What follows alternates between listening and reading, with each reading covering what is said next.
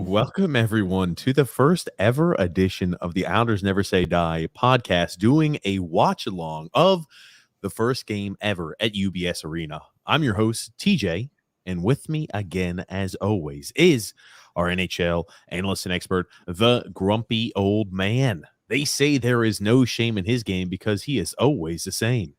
That's me. Grump, this is a little different for you and I. This is uncharted territory. We're going to be watching and reacting to the game live. It's been requested there by listeners of the podcast and show for quite some time. And I thought there was no better game to I guess, start this watch along with than the first game at UBS Arena, Grump. Nothing like jumping in with both feet, I guess. Exactly. Well, here's the thing, too, right? We're going to have the watch along to the game. We're going to take a little break after the game, and we're going to get right back with the podcast thereafter. Now, it's an odd situation for the Islanders, right, Grumpy? Man, oh man, you want to talk about the COVID-19 list, and so many players are out right now for the Islanders. It's, I think, going to be it's going to be an uphill battle for the Islanders tonight. Yes. I just don't want to hear. I don't want to hear any excuses if we lose a game tonight, because as far as I'm concerned, we're going to find out what the Islanders are all about in the first 5 minutes of the game. If we're going to come out flying and playing our best game, I think we'll be okay. If we come out flat like we have recently, I think we're in trouble. The biggest concern for me is when Barry Trotz is calling his own team fragile. Hold on. You don't need Grumpy. We don't need a whole bunch of podcast points for this, right? I think the biggest thing is, Grump, how many players are going to be out for the Islanders right now? We talked about, right, last Wednesday's podcast, we talked, obviously we didn't know there are going to be additions to the COVID-19 list for us, but man, oh man, Grump, now you lose Adam Pelech. You go ahead and you lose Anthony Beauvillier. You lose Andy Green. You lose Anders Lee. You also lose Ross Johnston. Man, oh man, I tell you, it's something else. Now, are you seeing the Maven on there, Grump? No, that's Jiggs McDonald. Jiggs McDonald. I apologize. Oh wow, so you get why don't you just let me tell you who the older people are, because no one needs you just screwing that up all night long. Oh, good gracious. And I'll tell you guys, for those of you who are first, and for those who don't know who Jiggs McDonald was, and TJ, I'm sure you're one of them. He did the play-by-play for the Islanders for forever and ever during the dynasty years, and they're doing a nice thing, a little shout out to Charles Wang, who, let's be honest, Charles Wang was not the greatest owner ever, let's be honest, but he did save the Islanders from leaving Long Island. So, for that, we have to be thankful for him.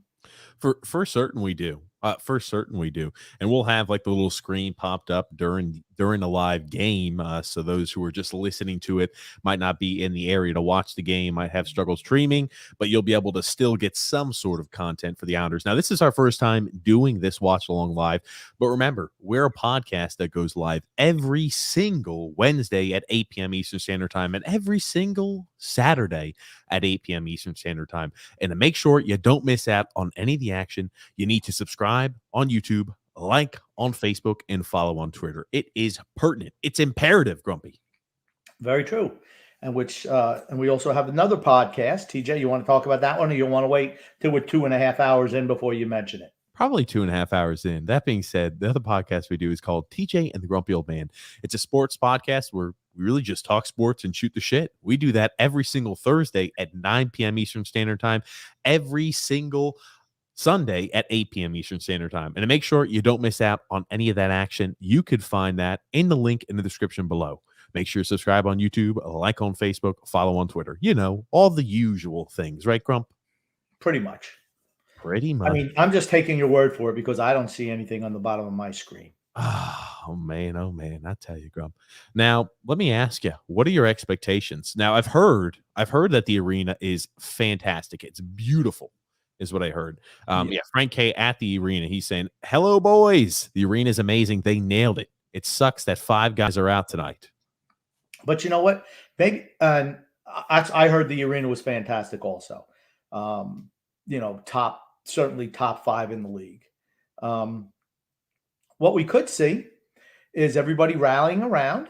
You know, you got 5 guys out. Calgary knows this. Maybe they take the game a little bit easy. Maybe we come out on fire and maybe steal a win here. I mean, isn't that what we're kind of hoping for right now? Honestly, look at the guys who are out. Josh Bailey, there's addition by subtraction. Anders Lee, he's been below average all year. Pellick is a loss. Andy Green, so what? Ross Johnson, he doesn't play anyway. Okay. And Anthony Beauvillier. Adam Pellick's a bid loss too, Grump. Right. I didn't finish everybody. Pellick is a loss, as is Beauvillier. That said, we get to see the younger guys go tonight. And like I said, COVID did something that Barry Trotz was never going to do, which was give the young guys a chance. Well, here's the thing. Drewell saying probably going to lose like 4-1, but it's nice to see the new arena. I'll tell you, everybody looks. I saw a lot of videos live, a lot of people in the arena. It looks fantastic. It looks spectacular. That's always a silver lining of tonight. Doesn't really matter what the end score is. At least we'll have that, little feather in our cap for certain. And Al's 44 saying here, such a shame to have so many guys out for the opening of the arena. Yeah. I mean, you never want that, right? I mean, you never want guys hurt. And, right, what have we talked about the last number of years? We've really not had big injuries during the season, certainly not a rash of them. We were missing Lee last year. The year before, we missed Pellick at the end. But other than that, we really have not been an injury-prone team. And, I mean, we're not injury-prone. Guys going through protocol, we don't know what their status is. If they're not sick or they're not showing symptoms and they're just testing positive, it's just getting getting a false positive test. So here is what, remember, Josh Bailey is quarantined still in Florida, but here is what the lineups look like tonight, ladies and gentlemen. Kiefer Bellows getting his chance to make an impact on the first line. We've been talking about it, right? He was on a first line there for a few games at the beginning of last year. And he put up points, scored 3 goals in those 4 games. He was able to produce, right? Will he make a claim for himself that he needs to be a guy who's getting time and ice time every single night? You've got him paired with Matt Barzal and then Zach Parise. Yikes. So you got to feel for Barzal here a little bit. And go ahead. I don't. Kiefer Bellows brings more to the table than Anders Lee does at this point. At least he moves his feet. Is he a great skater? No, he's not. Does he create his own play? No. That's why he should always play with Matt Barzal. But he's a guy who's not afraid to throw the body. I don't think there's really much difference between him and Anders Lee, honestly. Certainly not this year. Zach Parise, I mean, I would have liked to see Wahlstrom up there, honestly. I know why Barry Trotz is not doing that. He's scared of it. He's scared of putting the young guys together. I see that. Nelson, who cares with Wahlstrom? Maybe something will happen. I don't know anything about Andreoff. I got to say, I don't even know who he is. He's put up some points in Bridgeport. But again, Andreoff is a guy he's a career AHL player. He's played up there. He played for a few years back with the Kings, but he's 30 years old. Not overly large. Or I guess he's kind of more of a power forward-ish type player. I think he's like 6 foot plus, but I'll have to do that. I think he's 6'2", 200 pounds, Grump. Okay. So again, he's a little bit of a larger guy. This guy has no chance of ever playing for us. Why would you not give Richard Panik or Otto Koivula, one of those guys, a chance up there today? I mean, I don't know. Or even Cole Bardreau. Cole Bardreau is injured. Panik is in the lineup. Okay, I want to. Cole Bardreau is injured. You got to know who's injured and who's not. But Cole Bardreau injured there in Bridgeport. Yes, Panik, if you look right below, is on a third line, Grump, and you've got him matched up with Jean-Gabriel Pageau and Kyle Palmieri. I'm kind of shocked that Palmieri's still on the third line with these plethora of injuries. I mean, he's been playing on the second line. I mean, last game he played on the third line, but before that he was playing either on the first or the second. And the fourth line, which has been bad, is together. I mean, wouldn't that be the line you'd like to see get COVID actually? What's that? If you were going to get any line to get COVID, wouldn't it be the fourth line? They've been bad this year.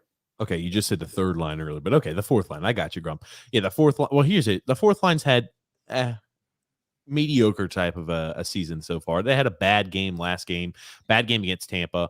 That being said, the defense is where I am kind of I'm shitting my pants, to be honest with you. You've got Zdeno Chara paired up with Noah Dobson as a top pairing defenseman. You've got then Robin Salo and Scott Mayfield as your second pairing defenseman. And on the third line, you've got Sebastian Aho and Grant Hutton. I'd like to see what Hutton's got, but still, man, oh man. Yeah, Yes. you want to talk about how different that is from the what was, a or the top 6 defenseman we had at the start of the season and even last year. Yeah. I mean, it is what it is. I'm writing it, I know I predict them to win, and we could still win today, but I'm going to enjoy this game just to watch how the young guys look, honestly, I was about and to say see how they develop over the course of the game. this has to be a dream for you, right, Grump? All the young guys, under whatever circumstance it is, are getting a chance to play in the lineup, right? Varlamov is going to be in net, but all the young guys are getting their shot today. It's time to see what some of these guys have, to see if, hey, should these guys be challenging some of these aged veterans for a potential spot on a night in, night out basis? I mean, my question is, wouldn't you want your best goalie to be in this game tonight? Wouldn't you? I would figure yes. Okay. But Okay. I guess that means Sorokin's playing against Toronto. Well, I don't know. I don't know what it's going to be like tomorrow. Who's going to be available? Who's not? I know you mentioned that people are saying, "How come we didn't cancel the game?" Or how come we didn't postpone the game is the verbiage. Right, like they did in Ottawa. Ottawa had 10 guys out, so we don't have that many. We've got 5. Yeah, well, that's half of 10. So, and I know they did not want to cancel on opening night after a 13-game road trip. This is a big deal. So maybe that's why they decided not to do it. If you also look at the scheduling, guys, it's important too. The Islanders have played the least amount of games in the NHL out of every other team because they had, again, everything was delayed with the opening of UBS Arena. They were unable to play any home games, so they said, hey, if we're going to put you on a 13-game road trip to start the season, we need to give you ample time to give you chances to go back home, so it's not like your traditional road trip. So they've played the least amount of games in the NHL. And you also have the Olympics jammed in this year, too. The Islanders have a lot of games jammed in a tight time period. If they were to postpone this game, Toronto's game, additional games, it would either be death on the first half for the Islanders as of right now, or it'd be death later on in the season. So I'll be interested to see what happens if people continually get put on COVID protocol. But right now, 5 guys on it for the Islanders, and they're big producers. I know Grumpy said, hey, Anders Lee hasn't produced all that well so far. That being said, right, he's your top line left winger. You've got your second line left winger out in Anthony Beauvillier. You've got what is your top pairing defense, one out with injury, one out with COVID. You've got Andy Green, who played a bottom line or bottom, he's a bottom 6 defenseman. And you also have Josh Bailey out too. And Ross Johnson's a healthy scratch. You've got players out there that really, I think, are going to affect possibly the outlook of this game. But really, with the exception of Pelech, Pulak's injured. So that's not even in the mix. But you got Pelech and Beauvillier. Those are the only guys where you could say, okay, they did a little bit of something. Because everybody else has been kind of invisible. I'm sorry. And honestly, if Barry Trotz wasn't coaching, a lot of them would have already sat some games to maybe light a fire under their butts. I mean, that's not the case here, obviously, but, maybe they need a little bit of time off. I know it's COVID, but, maybe just to sit and reflect a little bit, maybe it'll kind of help them out. And I'd love to see the young guys step up, with the exception of the 30-year-old guy. I'd like to see the young guys step up and take advantage of an opportunity. I don't know, real quick. I don't know if you're watching right now, Grump, but it looks like the crowd is singing the national anthem. Like it was. Now, this is the lady who had sung the national anthem during the playoffs. That was that viral clip where the entire arena was singing the national anthem. And it seems to be that the Islanders are doing that. And the Islander fans are doing that again. Again, I'm getting goosebumps. I can't hear it, but I'm getting goosebumps because I know what that sounds like. I think that she's like their normal singer, I believe. I don't think she's just doing, like Kate Smith used to do for the Flyers. I think she sings every night for them. Okay. Someone can correct me if they're wrong. Now, TJ, we are going to go through comments through the night, correct? Yes. Okay. I just want to make sure we're not going to hold them to the end, so we're not going to lose them. No. Like usually do. We're not going to hold them till the end, Grump. Okay. Man. Well, let me ask you. So what's your prediction before the game starts, Grump? Heart or head? I want your honest prediction. Sure, give me both, Grump. Heart, I think we're going to win. I think we're going to come out fired up. I think we're going to see some energy from the younger players. I think it's going to be a physical game. I think we're going to try to take it to Calgary. And and that's certainly what I hope. Calgary's pretty good, and they're actually playing really well right now also. So it could be a blowout. We could lose. So what's your brain tell you? What's your brain tell you? My brain tells me we lose today because Calgary's just too good. And here we have Dennis Potvin is coming out right now. Oh yeah, Fantastic. Love to see him. Kenny Morrow is coming out, number 6. they're rolling out a lot of ex-Islanders. Yep. Clark Gillies, number 9. Eddie Westfall, number 18. Butchie Goring leading Bobby up. Nystrom. Then we got Pat Flatley, got John Tonelli, and Butch Goring is last. Are you ahead of me on the podcast? Because I can go to my ESPN 3 feed as opposed to my sports channel feed. No, you're fine, Grump. You're fine. Okay. But these are these all the numbers of individuals that are retired? Their numbers are retired, Grump? Or up in a wrap? No. These are just old Islander greats. A lot of captains out there. Maybe Billy Smith. Maybe he couldn't make it. I don't know. Mike Bossy. We know he's having his medical issues right now. Cancer, Grump. And these are Hall of Fame guys. Islander Hall of Fame guys. Gotcha. We'll see comments. Brian B saying, enjoy the game, Frank. Lucky to be at the show. Jer Ben saying, boys, will this be viewable after it's over? For certain it will. It's just going to be on the podcast format or just on the viewing format. So we're not going to post this as a podcast. But if you want to watch it live where you can watch like the animations of Grump and I, yeah, for certain. This will be viewable afterwards on YouTube, Facebook, and Twitter. Yeah. Everybody go Islanders. It's funny. Who they're going to have drop the puck? It's going to be Mr. Islander, Bobby Nystrom. Well, maybe not. I don't know. Let's see. Look, maybe they forgot to put the puck out there. I don't know. Cal Clutterbuck gets the bucks. No, it's here it is. Here you go. Cal Clutterbuck is the guy who gets to do the draw, and who's it going to be? Where's the puck? Looks like they forgot the puck. No. I think it should be Eddie Westfall. Okay. Being the first captain. Nope, it's going to be Mr. Islander, Bobby Nystrom. Okay, yes, you are behind. That being said, John Tonelli had it in his hand, Grump. Okay. Well, like I said, I'm going to put on the ESPN 3 feed, ESPN Plus feed. Sounds good. Thank you, Grumpy, for letting us know. Brian P saying it's like the Mannings. Well, those are some lofty expectations to live up to, but I'll be more than happy if we were able to live up even a smidge to that. Nick D saying, yeah, I'm excited about this. I never get to watch the Islanders game with fellow Islanders. That's what happens when you live in Vancouver, over there in British Columbia. Owen J saying, let's go Islanders. Always believe TJ and Grump, today is when it turns around. That's what I'm hoping for. Tony Cheese saying, yeah. Shooters Puck Hockey says, whole team is out with COVID. Shaking my head. I'll tell you, it definitely is not a good sign. I don't know how long these individuals are going to be out. You'd like to think that, because we've got Toronto up next, and then after Toronto, it's the Rangers. So these 3 teams are really tough teams, and they're going to be at home for all those games. And here's the other crappy part about this, Grump. We've got a whole bunch of new faces in the lineup. I'm going to have to learn their numbers on the fly like this, Grumpy. Good. Let's see if you can do it. Do you have yourself any snacks? Because a lot of people like to eat snacks during the game.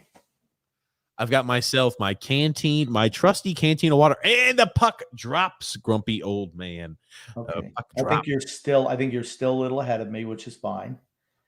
Don't have to worry. Dump down low. Varlamov plays the puck, turns it over, of course.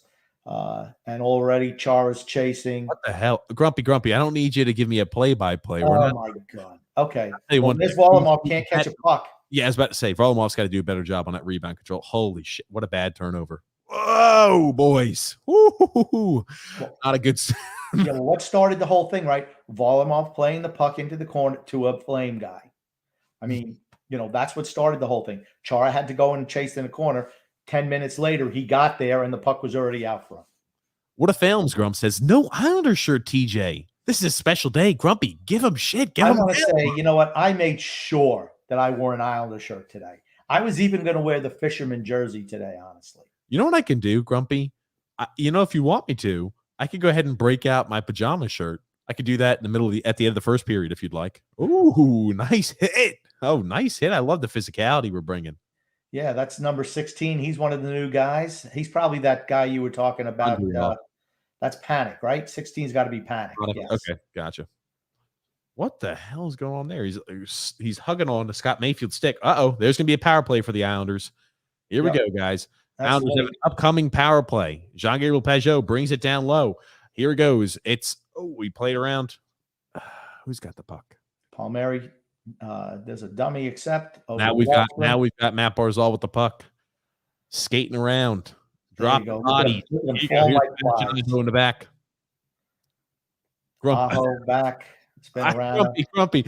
We don't need to be repeating the same. Okay. Well, you're doing the same thing, so I don't know. I'm ahead of you. I don't need you repeating the same things that's behind me.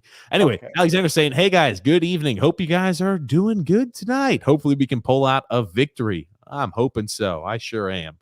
Then Eve, what Grump? Tell me we couldn't use Richard Panik in our lineup right now as opposed to a Josh Bailey. Yeah, it's holding the stick. What a dumb play by Goudreau. It was just dumb. It was a bad play. That's what I thought it looked like there. It's stupid. It's so dumb. Right in front of the goal. I don't get it. Just dumb. Good. Good for us. Matt, here's the thing, right? You understand it's usually not great. You've got Zach Parise who's standing in front of the net as trying to be the I screen the goalie role. Ooh. And again, here you look at the power play and how it's structured. You've got Robin Salo getting some power play time already, bringing the puck up. You have Kiefer Bellows. You've got Jean-Gabriel Pageau, Matt Barzal, Zach Parise, all in the power play. So I will be interested to see, right? We're going to be working with some odd power play combos and some odd combos out here today. But here's the thing. This is a huge chance for Robin Salo to make an impact. And now, do you think it's a little bit of hey, I'm the new guy? No. Robin Salo's wearing number 2. Nick Leddy's old number, Grump? No. Okay. No, I don't think it has anything to do with it. Kiefer Bellows is also out with this unit. That's what I said. Yeah. But we're still the same struggles. Doesn't matter who plays, same struggles. Grumpy, I feel like, you see Markstrom. I mean, Markstrom's done a nice job for them since coming over from Vancouver. He was pretty much a bust when he first came up with Florida, and he turned it around his last year in Vancouver, and he's carried over to playing with Calgary. Well, think about it. In Vancouver, a lot of time goalies take a little bit longer to develop. So it was nice to see that. Now it was a bad pass. Okay, Grumpy. If you're going to talk to me, look at the screen when you talk to me, man. I don't need you just droning on like that. Christopher C. saying, extinguish the flames. Absolutely. NZ Hockey Guy said, let's go Islanders. Hopefully they can win the first home game at UBS Arena. Yeah. I just think it's nice that we're playing against Calgary, where our first game, when we started, was against Atlanta Flames. So I think the league knew what they were doing there. Absolutely. I mean, pretty uneventful power play. So far, I like the play out of Richard Panik, right? Using the body. Why not give him a shot? Brock Nelson is invisible as always. Josh Bailey has looked just as good as he always does. Probably because he's not playing. Probably the best game he's had all year. That's true. Anthony James saying, what's up from West Palm Beach? Fourth line sucks. Brian B. I tell you, they definitely have struggled. No doubt about it. First, the power play hasn't looked fantastic. I'm not expecting much from the power play, to be quite frank with you. You got a lot of new faces, and I'm not expecting much from it all. Grumpy. Nice to see Dobson just trying to put the puck on net, though. That's what they need to do more. Stop playing with it. Stop pleasuring yourself. In the corners, have everybody stroke their sticks back and forth, actually shoot the puck. Now, let me ask you this, Grump. Do you think it's an advantage or a disadvantage the longer the game stays at a 0-0 tie? Wow. You talk about Jacob Markstrom's stats. Holy crap. Markstrom this season leads the NHL with 5 shutouts. He's got a 1.68 goals against average and a 9.42 save percentage. Holy crap. Jacob Markstrom's had an outstanding start to the season. I didn't even know his numbers. I just watched him play a couple of games, and he's looked really good. Like I said, I don't follow every team, certainly not where I know all the goalie statistics and stuff like that. But I know that he's played extremely well so far this year. And that's tough. Varlamov's been, just what he is, solid. Oh, man, Grumpy. Well, we're just having a hard time in the neutral zone again. Holy shit. Uh-oh. Here we go. Holy shit! Who the Matt Martin? What the hell are you doing, Matt Martin? What? Look, I want you to look at this by Matt Martin. What the hell does he think he's doing, Grump? Oh, He loses control of the puck too. Oh my God, Matty Martin. Are you kidding me? I'm just, we're in trouble, boys. Oh my God. That was Cizikas. It was Casey to Martin. I don't know what he was doing. Yeah, that's what I asked you. I said, Fourth line. Good with the puck. He's standing with the puck and he tries to spin around. You could even argue, oh, maybe he was hooked by today's standard. But seriously, that's a shot. Did he go 5-hole in Varlamov? Oh my God. I think he goes 5-hole. Oh man. That's one that I think Varlamov even probably wants back, even though it was from point blank. Yeah. Okay. The same issues that we've had recently are the same issues that we've had today. And it's our inability to play a solid structural system. We have a little bit of an excuse today with, the COVID players, but I don't think it really makes that much a difference. Who is number 7? You talk Grant Hutton? It's gotta be Grant. It's gotta be Grant Hutton. Okay. Because number 25 is Sebastian O, number 2 is Robin Sala, number 7 is Grant Hutton. Okay. And Jack W saying a big hello from the UK. It's amazing to see all the Islanders meetup groups will be displayed in UBS Arena. I'll tell you what a nice move by the Islanders, honestly, to do something like that. Hey, I know Mr. Ryan. Oh man, Kiefer Bellis is going to the box. I can tell you one thing. I know that Mikey Ryan has got to be happy to think again. Grumpy and I both know Mikey Ryan, the guy who originally started the Islanders meetup groups. Oh wow, I think that's kind of a Charmin soft penalty. But I don't get that. I don't understand that penalty at all. We know Mikey Ryan, fantastic guy, very, very nice guy. And I know I'm sure he is grounded, and it's got to be a surreal feeling for him. That's for certain. To have all of the Islanders meetups there thrown up there, to think about how it started, 3 or 4 years ago, maybe it's even 5. I mean, you're a man. Just get rid of it. Stop. I don't know why he's holding the puck behind the net. 2 guys come and take it away from him. It's like, come on, shoot the puck. And there we have our totem pole, number 33. He moves about 4 foot. Oh my God! I tell you, we just don't look very good right now. I'm sorry. It's yikes. Nice job of Mayfield to clear on the backhand, though. Let's give him credit.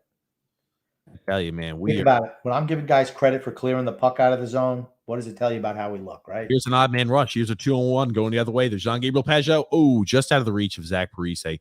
But a nice 2-on-1 going on a shorthanded effect. But it looks like we don't get a shot out of it. Just maybe skips over the stick of Zach Parise. But we're able to chew off more time off the clock on that power play for the Calgary Flames. Yeah. Pageau has not looked good this year either. He had one game. I thought the second game of the year he looked good. But other than that, he hasn't looked real good. Hey, Kroc did something well. He was able to clear the puck. Nobody near him. Surprised he didn't turn it over. SD Dubs.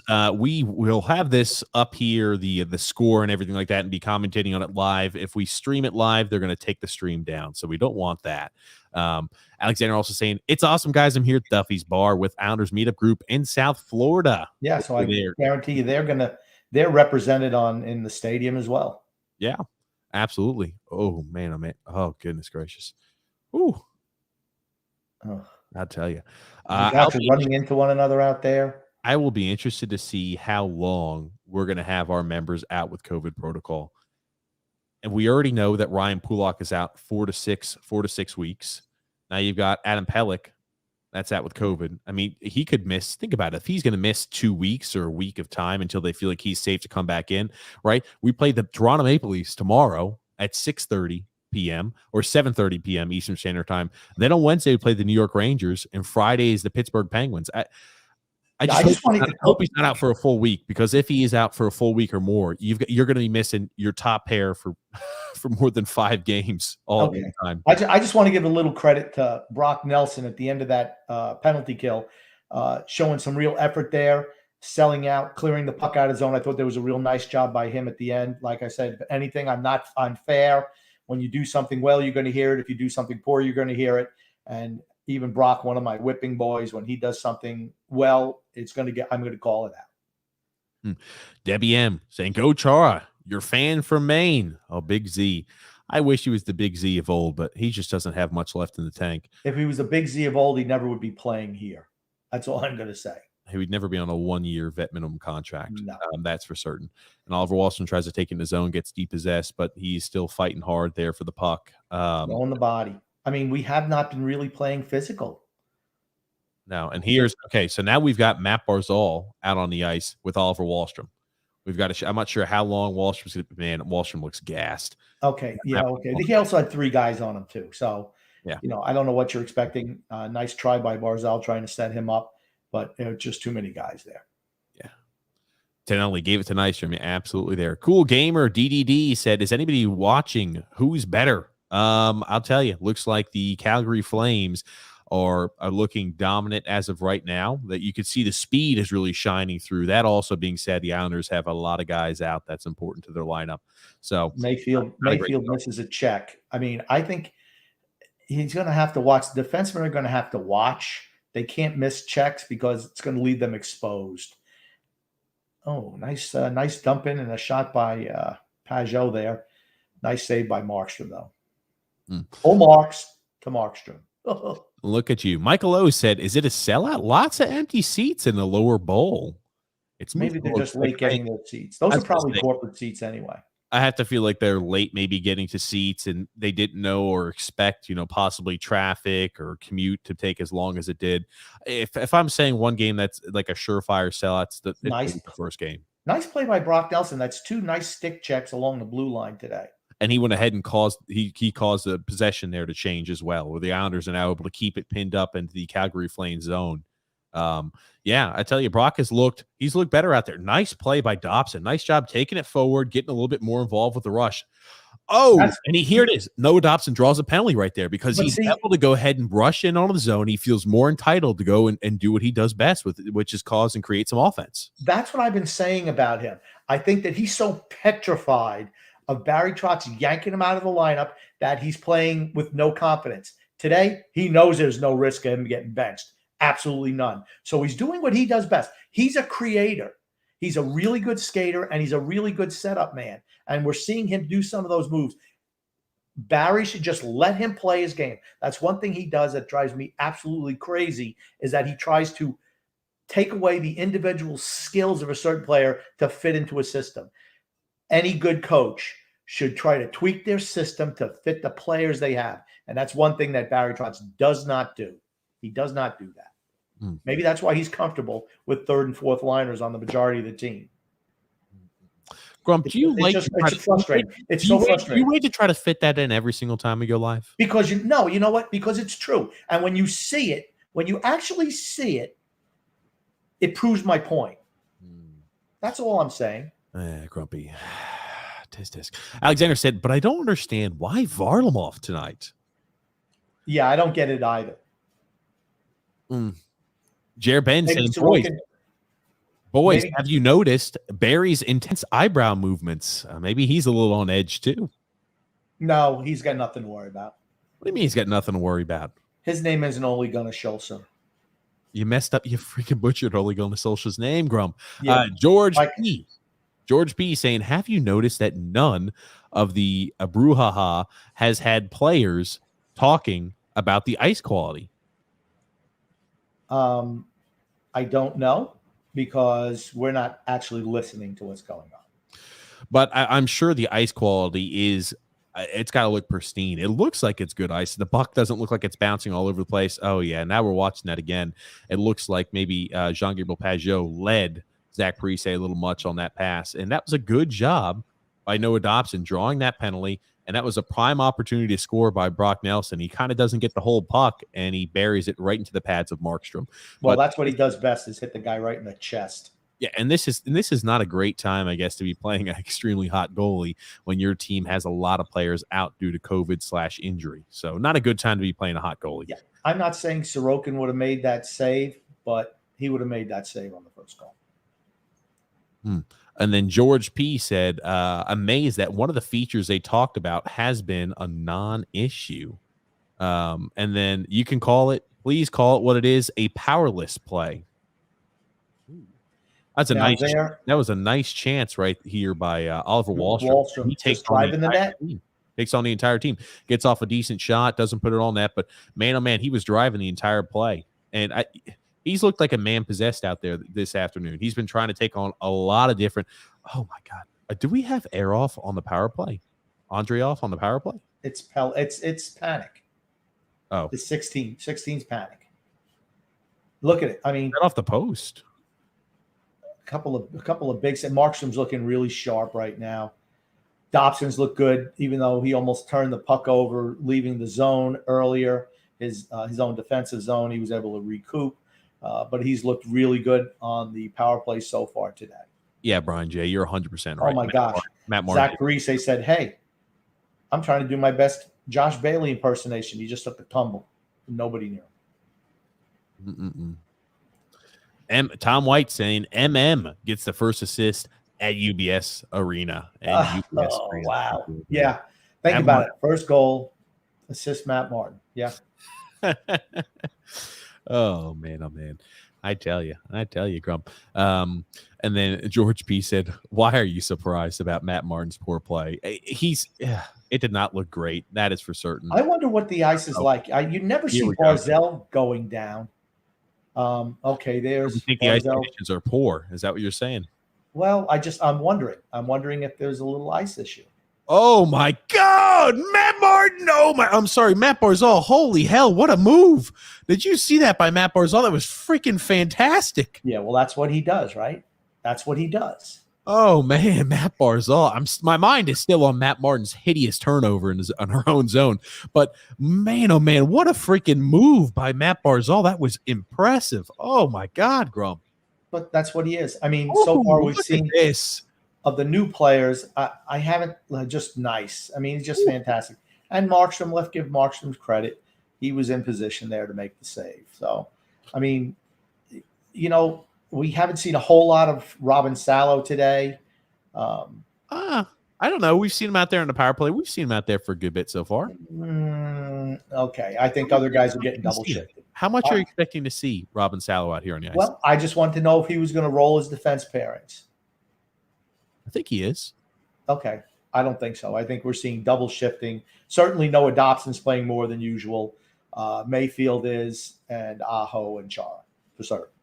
Tony Cheese said, "This is an unmitigated disaster." I wonder if he's talking about us doing a live stream. If it is, that's fine. I don't mind. It's the first time. What a film said, Martin's second turnover. He has not looked good this year. Yeah, for certain. He has looked like he has struggled. That is certain. He's only the $4.5 million man now. So he's depreciating every year. Not in a good way. And Nick Z said, Varlamov is the shits. Oh, goodness gracious. Farley lets in that goal. And I tell you, I'm not blaming him completely on it, but that's one that realistically he's probably like, okay, in a good situation, if I'm on top of my game, I pull that as a save. Brian J said, this team sucks. Brian P said, the fourth line blows. They've been horrible. Yeah, they have. Most all the year. They've had maybe one or two good games. That's it. They've been bad. And like I said, I didn't think we should re-sign Casey Zizekas. Certainly not for 6 years. It's one mistake after another. Sorry. Drew L said, yeah, this game is about to be 4-0. No, we're going to score. I think we're going to score a goal. I think this game is going to be closer than we anticipate, right? I think there's a lot of guys who I'm sure their adrenaline is pumping. You talk about this is Robin Salo's first game, first time up here. This is Grant Hutton's first time up here on the biggest stage. This is a lot of these guys' first time up here on the biggest stage, and I think it's going to take a period about that for them to relax. Oh, wow, we're on the penalty kill right now. Oh, yikes. Too many men on the ice. I don't know what it was. No, I couldn't tell you, Grump. That's one of the unfortunate things here about not being able to listen to it, but we are on the penalty kill. Got to kill another penalty. That is for certain. Got a comment here. Brian J saying, yeah, Matt Martin should have been benched for the rest of the game. Well, the unfortunate thing is we have so many players out with COVID that are forwards. We can't afford to bench Matt Martin, I don't think, even though that was a hideous turnover. Ugh. Yeah. I mean, I'm just glad it wasn't a younger guy. Why do you say that, Grump? Well, because he would have been banned. As soon as everybody got back healthy, he probably would have shot him, took him back behind the back of the stadium and put him out of his misery. Behind the arena? Yeah. George P. saying, rolling on the floor, laughing my ass off. The totem pole, grumpy old man. The totem pole. Brett W. saying, that ceremony was great. Game so far, not so much. Yeah. Oh, my goodness, Grumpy. Oh, no. Oh, no. Oh, goodness gracious. Here it is. They've got a lot of good movement here for Calgary. Oh, good gracious. Oh, God almighty. Looks like a redirection in for a goal. Looks like we had a lot of standing around in our own zone on the penalty kill. That is for certain. Oh, yeah, it's deflection. Hutton and Dobson with the two pairing. Well, here's the thing, right? You as a forward have to put pressure on those defensemen. You cannot allow them to sit back there all day and to put a pristine pass. Look at this. Look how much freaking time they have.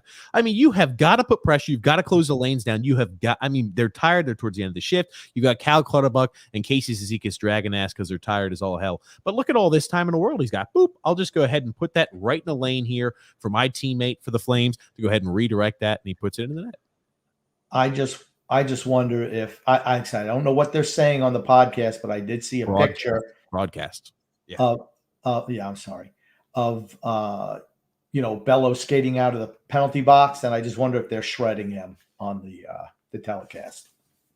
Well, here's the thing. I'm sure they are shredding Kiefer Bellows, but let's be honest, right? That's what they always do. They always shred the hell out of Kiefer Bellows. Andrew Mangiapane scored. What was that, Grump? Andrew Mangiapane. He scored 13 goals this year. What? 13 goals. Who the hell is this guy? Andrew Mangiapane. Andrew Mangiapane. Grumpy, I've never heard of this guy. Who is this? He's a good young player. Like I said, when I knew we were going to do this, I kind of looked him up a little bit. He's performed pretty well for them this year. 13 goals, not half bad. Yeah. Young player. It's funny. I was I saw something on Tampa Bay Lightning. They have 7 guys under the age of 24 playing on their big team. Think about that. Andrew Mangiapane. Yeah, Mangiapane, not Mangiapane. Mangiapane. I'm sorry, I don't watch a lot of Calgary Flames games. I just told you his name.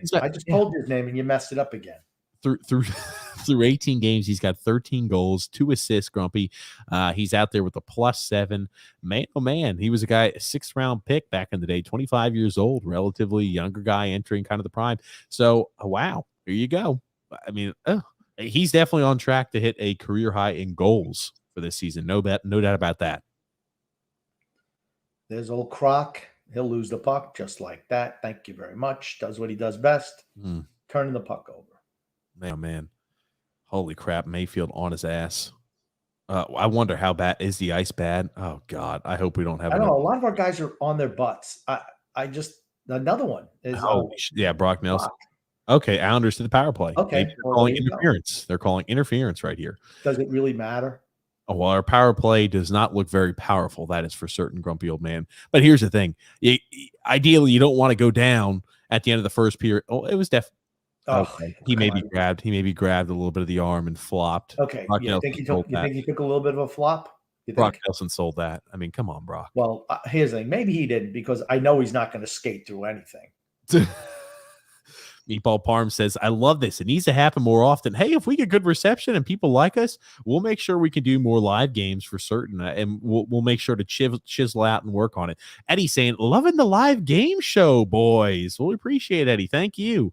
What a film said, I'd rather have Ross Johnston than Matt Martin. Oh, wouldn't we all? Who wouldn't? Well, actually, a lot of the female Islander fans would rather have Matt Martin than Ross Johnston. Or maybe they would like Matt Martin up in the press box, because you get to see him in this chiseled feature a little bit more often. You don't have to worry about the hat and the helmet impeding his, what he looks like, Rump. I think what they would like is to have him deliver the food to them in their seats. That's what I think they'd really like. Is that what you're thinking, Grump? Yeah, they love themselves some Matt Martin. Oh, they love Johnny Boychuk too, man. They loved his blue eyes. Ooh, they love Johnny. They love Matt Martin.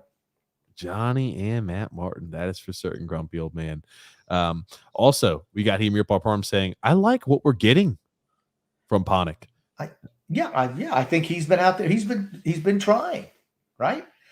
I see these commercials, ESPNW. Now I'm going to ask you, I saw a lady weightlifter who had one leg, and I'm like, what would make you go into weightlifting, competitive weightlifting, if you had one leg? I think she's in the Paralympics, so she tries to compete in the Paralympics.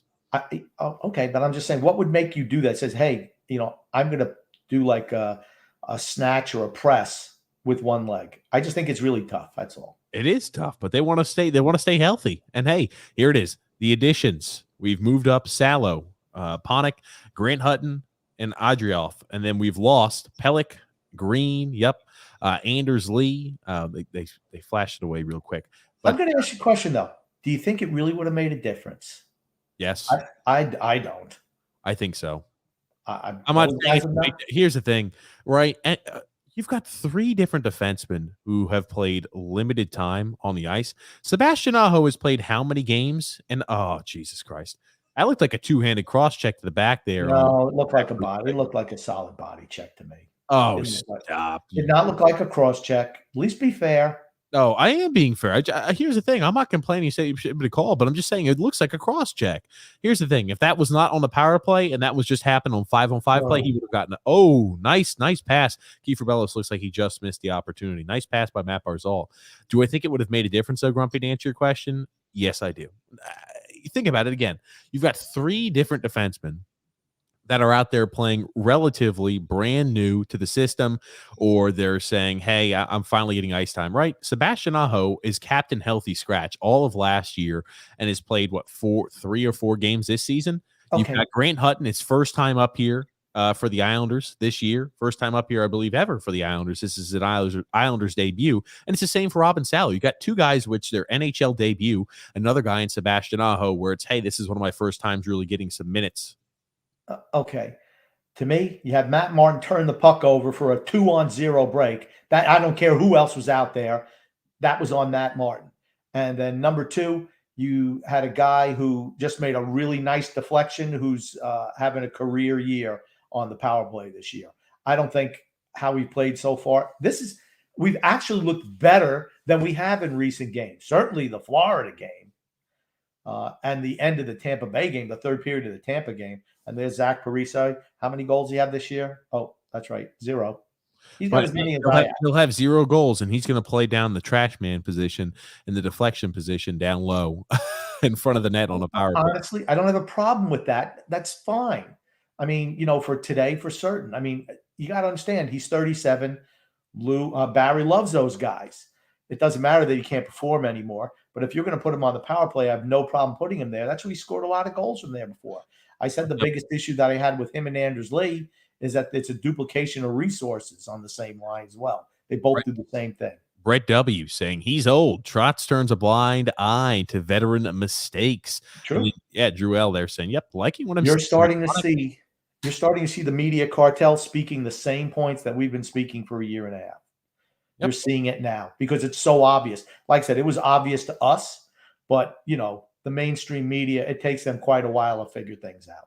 Well, remember, they can't speak out too far from what Barry, and Lou want you to speak. If you're they want to make sure that they get their stories. Well, we don't care if we get a story or not. Oh, another bad pass, which leads them to have a chance. Ugh. And that was Palmieri who made the bad pass out. I tell you, oh God. It looks like we're discombobulated. It looks like there's a lot of miscommunication in our own zone down low. And I attribute that. And here's the thing, right? Robin Salo and Grant Hutton play on the same line in Bridgeport. So they're hoping that the chemistry feeds over. But you know what it's like? It's like these 2 kids you're throwing in the deep end of the cold water. And it's just, it's just a shock to them, I think. Well, but here's the thing, right? This is not any different than we've looked in the last few games. This is not anything different. If anything, it seems like we have more jump. I mean, Calgary's a good team too. Brian J. saying it looks like Trotz is angry that Dobson is making plays. I'm sure he is. Yeah, Eve is saying there. Nice move by Barzal again. Yeah. Got Panic playing out there with him as well as Parise. So maybe the Bellows experiment is over after, after 3/4 of a period of play. Would that surprise me? Nope. I guarantee you he's all pissy that Kiefer Bellows took a penalty. Here's the thing, right? He'll get pissy that Kiefer Bellows takes a penalty there, even though it was a questionable call. But when Matt Martin's doing a spinorama, trying to be freaking Wayne Gretzky and Mario Lemieux out there on the ice, and he turns over the puck on our own zone, it leads directly to a goal against. That will just be like I'm not watching this one. I can't see that mistake and infraction. Oh, don't worry about that, Matt Martin. You've done a great job. I just think but I do think that the fourth line's ice time has been down in this period. I don't have the stats, but it looks like they've been down. Boy, that was a nice chance there by Kroc. Yeah, Grump. Okay. Well, here we go, Grumpy. If we're going to speak, man, I need the attention. I need your attention sometimes, Grump. Tony G saying the unmitigated disaster is TJ's hairline. Brian B saying the season. If Josh Bailey was out for the season, it would be better. You've got down low, right? Wallstrom, Bellows fighting down low for the puck. They lose it. And, here we go. Dobson keeps it in the zone, but you figure they have to try to get some sort of – you got to score before the end of the period, right? You don't want to go down in – first game at UBS Arena down 2-0. I like Dobson shooting the puck more. He puts the puck on net. That's one thing he does. He puts the puck on net and he creates rebounds. Nick D said they're saving Sorokin for the laughs tomorrow night. That's got to be an penalty. That has got to be a penalty. Oh my God. That's got to be it's not goaltender interference. That has to be interference on Calgary. It has to be. Yeah, of course. Yeah, it's going to be a power play for the Islanders. It's a good job driving the net by Zach Parise. It was a strong effort by him too, right? We talk about Zach Parise when he does good and when he struggles. I thought that was a good drive to the net by Parise. And is that Brandon Tanev? I think Tanev, I don't know which Tanev I just think that he should wear a mouth guard because I don't want to look at his teeth anymore or lack of teeth. He definitely was interfered, but I don't think it was Tanev who should have been called. It was 58, I believe, who should have been called there for the Calgary Flames. Definitely. Well, they got one of the numbers right. It was 8. I don't know if that's Chris Tanev. That might be Chris Tanev. Oh my God, who the hell had the chance? That's a nice new bounce off the boards there. Something to keep an eye on. I mean, that puck was going around. I kicked right out in front of the goal. Brock Nelson has got to put more he's got to put more on that freaking shot than he did right there. I'm sorry, Nelson. You've got to do better than that. Oh, you had that wide open chance in front of the net. And you just whiff on it. Good, great. Soft. Ugh. Oh, no. Oh, no. I said no. That looked like a goal to me. Oh, nice body check by Panic. Hey, keep playing, boys. Keep playing to the whistle. Nice save by Mark. Oh, my God. It hit off the puck. Holy shit. I tell you, it's nice when you see Brock Nelson celebrating it, thinking he scores the goal as well. Oh, my God. Are you really behind? That's the end of the period. No, I'm telling you, I had to pull it away because I wanted. They should check that, though. I'm serious. They should check that. It almost looked like it was in and out to me. That's what he's pointing to. He's saying, check that right now. He's telling him to check that goal. He's high-fiving like he thinks it's in the net. And Daryl Sutter is going like Daryl Sutter has a little bit of a frowny face. Hold on. They gave him the goal? Yeah, they gave him the goal. It looked like it was in to me. They gave him the goal. I think they're giving him the goal right here. I see him high-fiving down the line. I think maybe they got a call from Toronto and said, that's a good goal, boys. Let's see it again. Here it is. Close. Yeah, it's in the net. Yep, there you go. Yep, I thought it was in. It looked in. What the hell is the ref looking at? It was one of those. It hits the corner and then it bounces off. It hit the camera. Hit the camera and bounces out real quick. Still, what the hell is the ref looking at there? Come on now. Well, see, TJ, you got your wish. They got a goal. That's what I said. I said they need to score a goal going into the end of the first intermission. You can't go down 2-0 to the Calgary Flames like that right? I think this is good. I think for the most part, Calgary has carried action. We've had 4 power plays. We finally get a power play goal here for us as well. That being said, you're able to be down 2-1 and steal a goal late at the first period where in reality, we didn't play great hockey. I think that's a win for the Islanders at the end of the first period. Yes, agreed. Brian J saying, yeah, Trotz hates Wally, but he has to play him. Nobody else to go to. Brian BP saying, yeah, Colin Wally gets the first goal, but that was a while ago. I apologize for not popping up earlier. Go ahead, Grump. Yeah, I bet you that Barry is like having like an ulcer on the bench today, watching all these young guys out there. It must drive him crazy.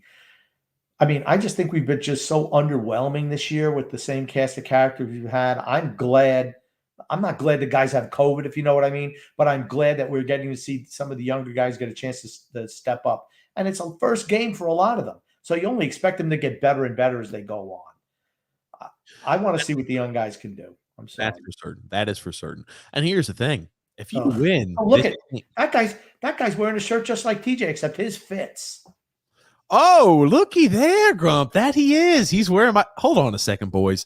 At the end of the first intermission, I'll go ahead and grab my Islanders shirt. I'll grab my pajama shirt. Don't you worry, Grumpy. I'll grab it. I'll grab it for you. 14 has to be. That's the old Kuhnackel number. That has to be the Andy A.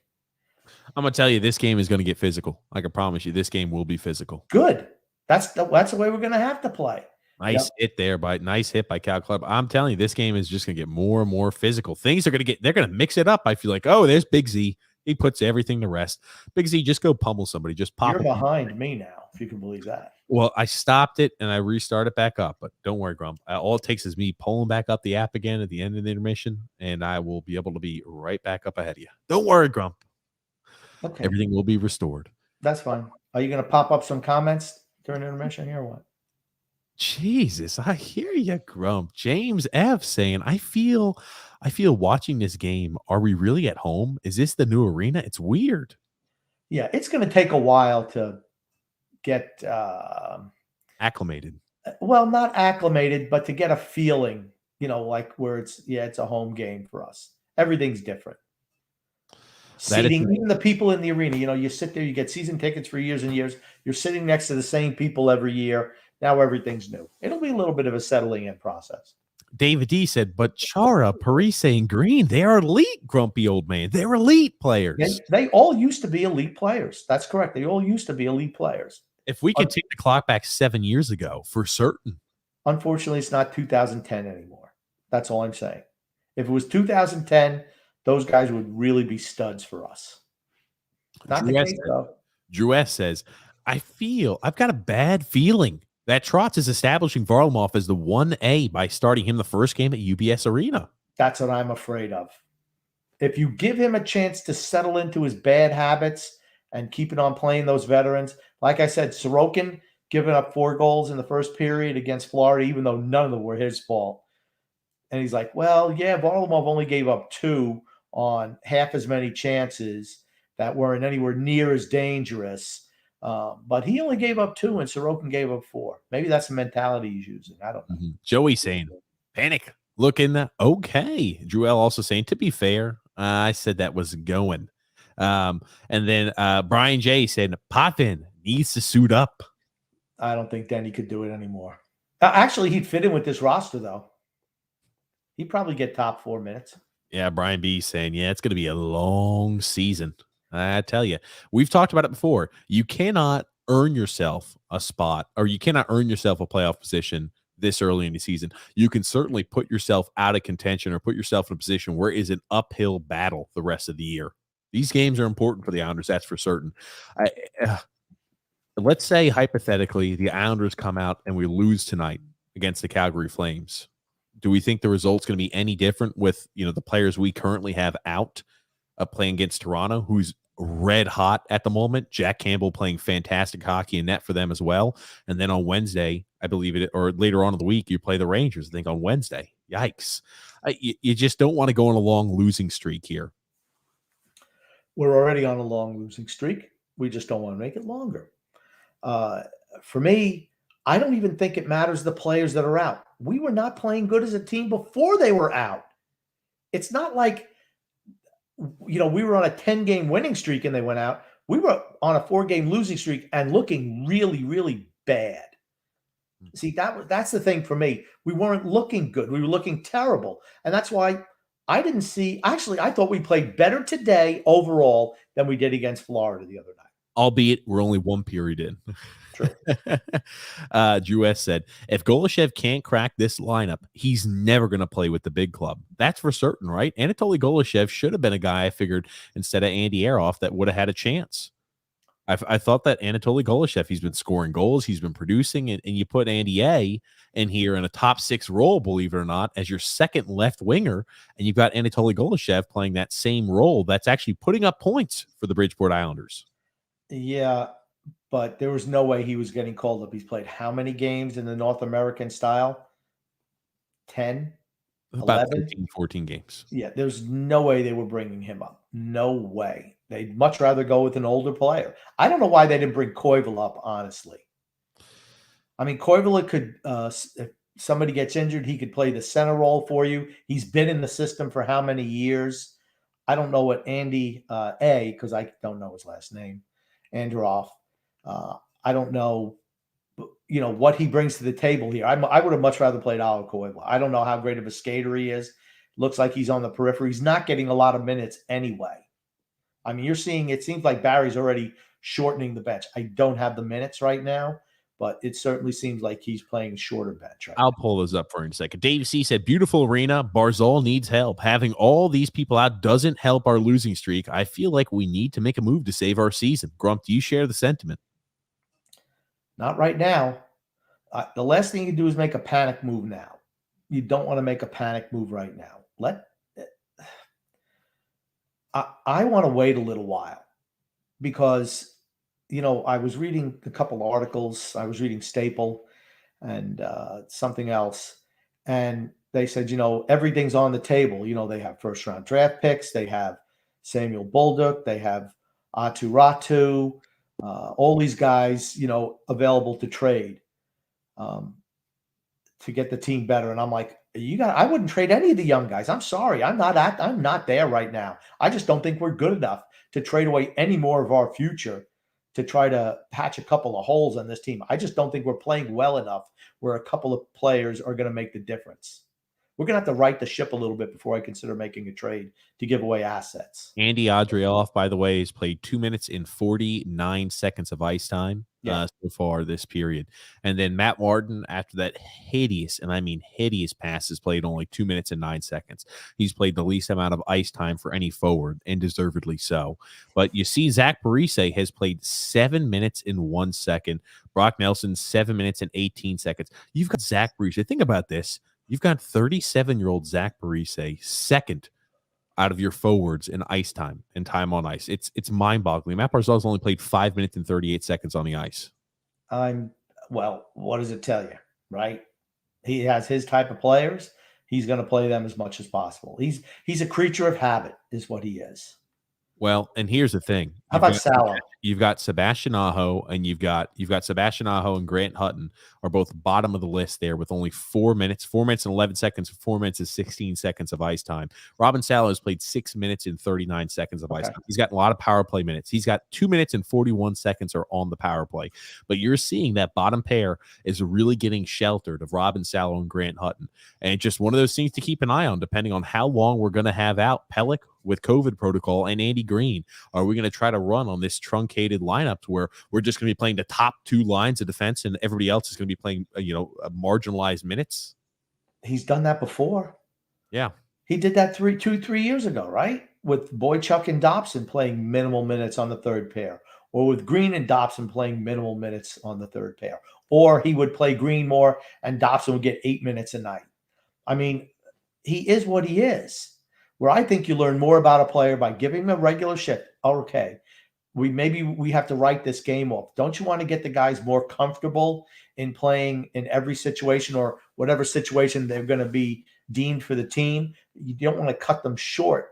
You want to know what they can do going forward. Wouldn't that be the smart move, honestly? Hell, Grump, it's still early. I'm asking you. That's a serious question. Still early. No, but isn't that the smart move? I mean, okay, let's figure with all these guys out, you're probably looking at today as a loss, right? Great. Don't you want to, and if you know, okay, Pellet's going to be out a while. He tested positive and he has symptoms that keeps him out longer. I don't know who's got what, okay? But let's say they're going to miss a week or a week and a half. Would you not want to see what the younger guys can do in the first game to see how you can trust them going forward? I would think so. Grump, they want to win.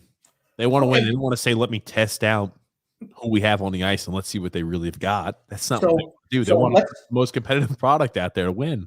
Okay, so let's see if we can burn out the existing veterans we have on the team and keep all the younger guys sitting on the bench.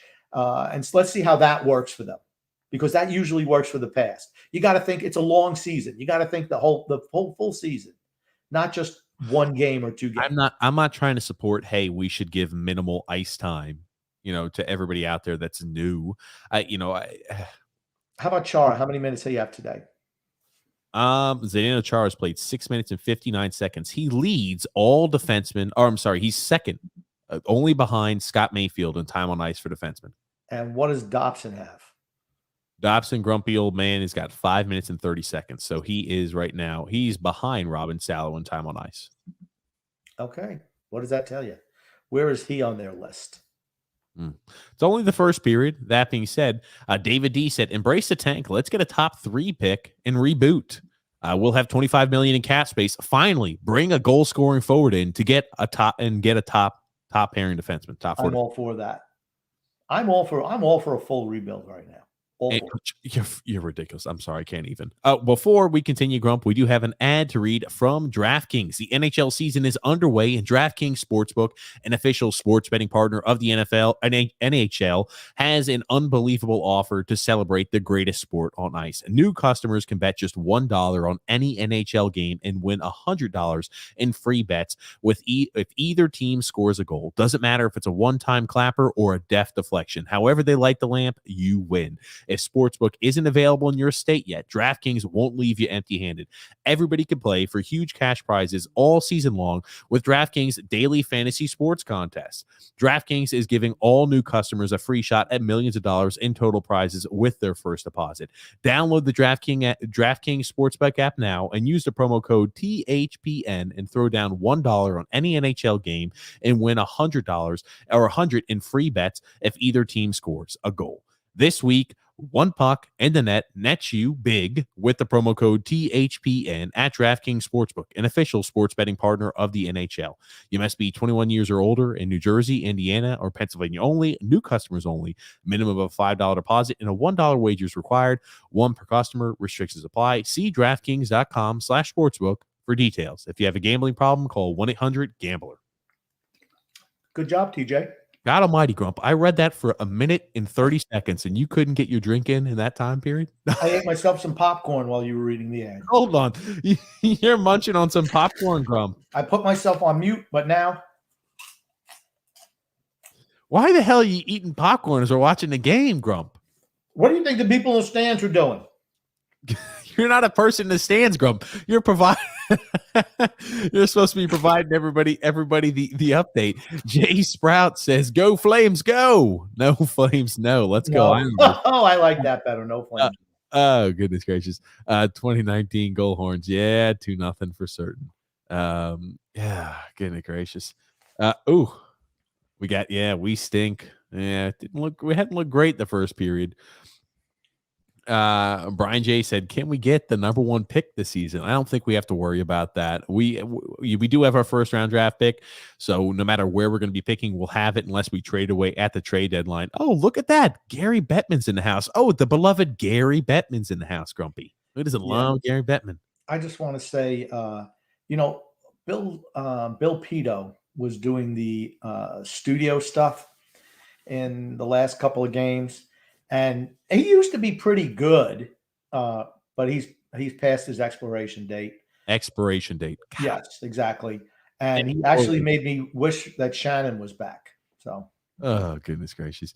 Brian P said Clutter and Cizikas give up another one. Yeah, it wasn't. They've been terrible.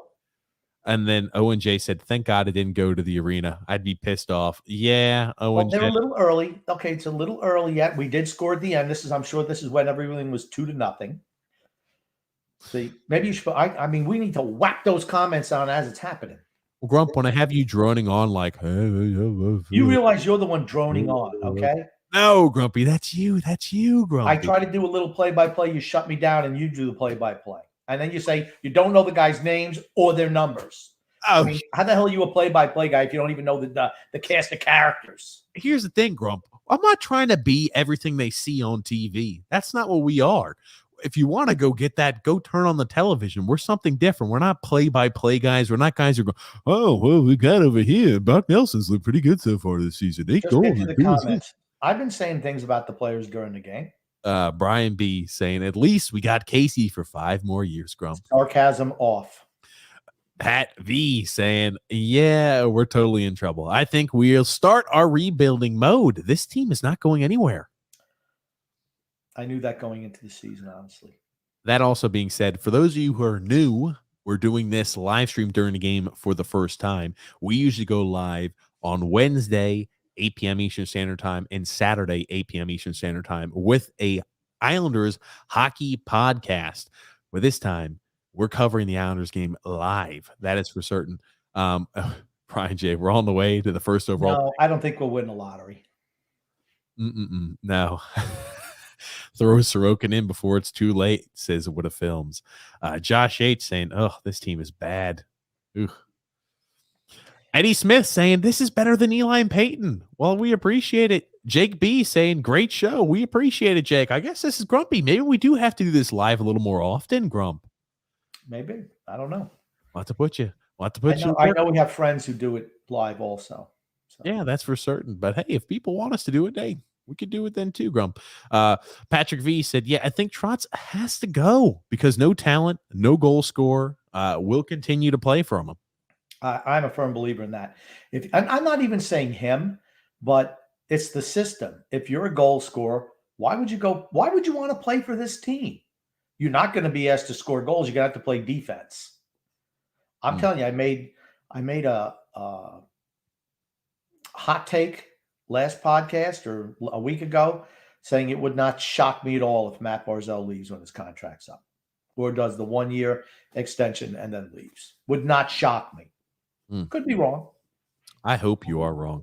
James said, will the Boo Birds be out for JT in tomorrow night's game? Yes. Oh my God. It's going to be brutal tomorrow night. And you just don't want him to score. Oh.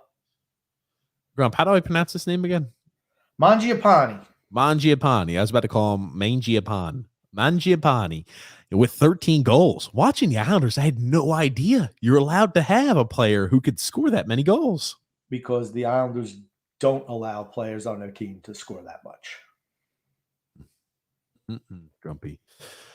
I tell you, it's not a great first period. That's for certain, Grump. Now, what position does Johnny Gaudreau? He plays left wing, right? Mangiapane also plays left wing. I wonder if Mangiapane is going to be their replacement when Johnny Gaudreau evidently will leave. No. You don't think so? Johnny Gaudreau is a really good all-around player. Okay. He's a better player than Mangiapane. I'm not saying he's not, but I'm wondering if that's going to be who they try to replace him with. I'm not saying he's as good as Johnny Gaudreau, but I'm just saying a guy who's putting up point production, a guy who seems to be coming onto the scene this season. I wonder if he's going to be elevated to the top line if Johnny Gaudreau leaves. No.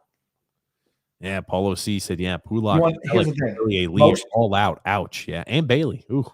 No loss with Bailey not being there. Like I said, this is the best game that Bailey's played all year was today. Mm-hmm. What most teams do, if they lose a top line forward, they go out and get themselves another one. They just don't say, well, you know what? We'll wait till the end of the free agency period. We'll see what 40-year-old scraps are left, and we'll sign them, and we'll pretend that those are the greatest players ever, and they're going to be able to reinvent their games at advanced ages just because they put on an Islander jersey. Like that is I don't even understand that type of thinking at all. It's so nonsensical that it's even, I don't even like to even mention it. It's so dumb, honestly. Stupid. Eddie saying Salah's looked pretty good on the power play. I think he has too. He's looked good on the power play in Bridgeport for the Bridgeport Islanders, and he's looked good on the power play here tonight. Yeah, the new guys are not the reasons why they're losing right now. Different mind saying if Pelech was in, I think it would be at least 1-0, not 2. It wouldn't be. That would, it'd have been maybe a 1-1 game instead of a 2-1 game so far. I'll tell you, Pelech is a big loss, Grump.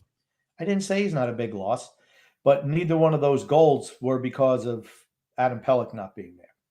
And that, yeah, I think that's a great point, Alexander. Yeah, Panik has looked good so far. Right. And he's, because what do you expect from Panik, right? He's a third line, fourth line player playing his role and being physical. That's what Leo Komarov should have been. But instead of putting Leo Komarov on the first line means that, you know what, you have better expectations for him. When he doesn't produce, he gets booed.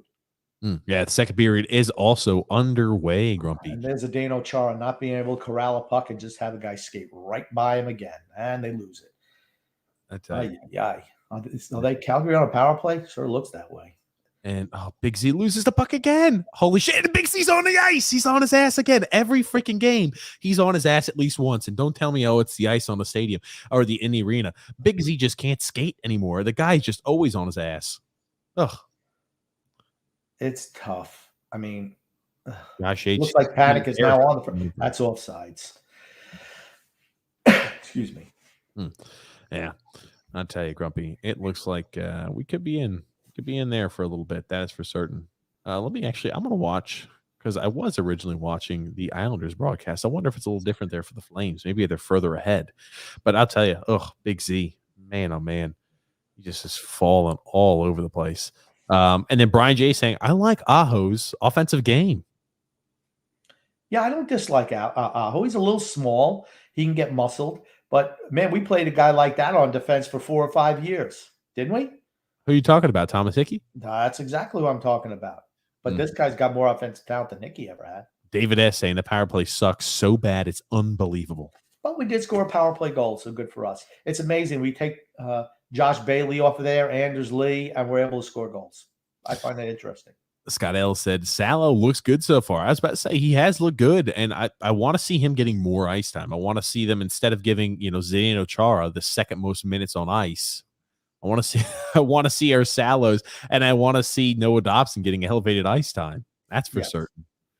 James F. said, how the hell did the Devils score 4 goals in the third period on the Lightning? Yeah, they came out. I think they were down 3-1 before the third period, and they scored 3 to give them a 4-3 lead, and they scored the empty netter. Well, you know what?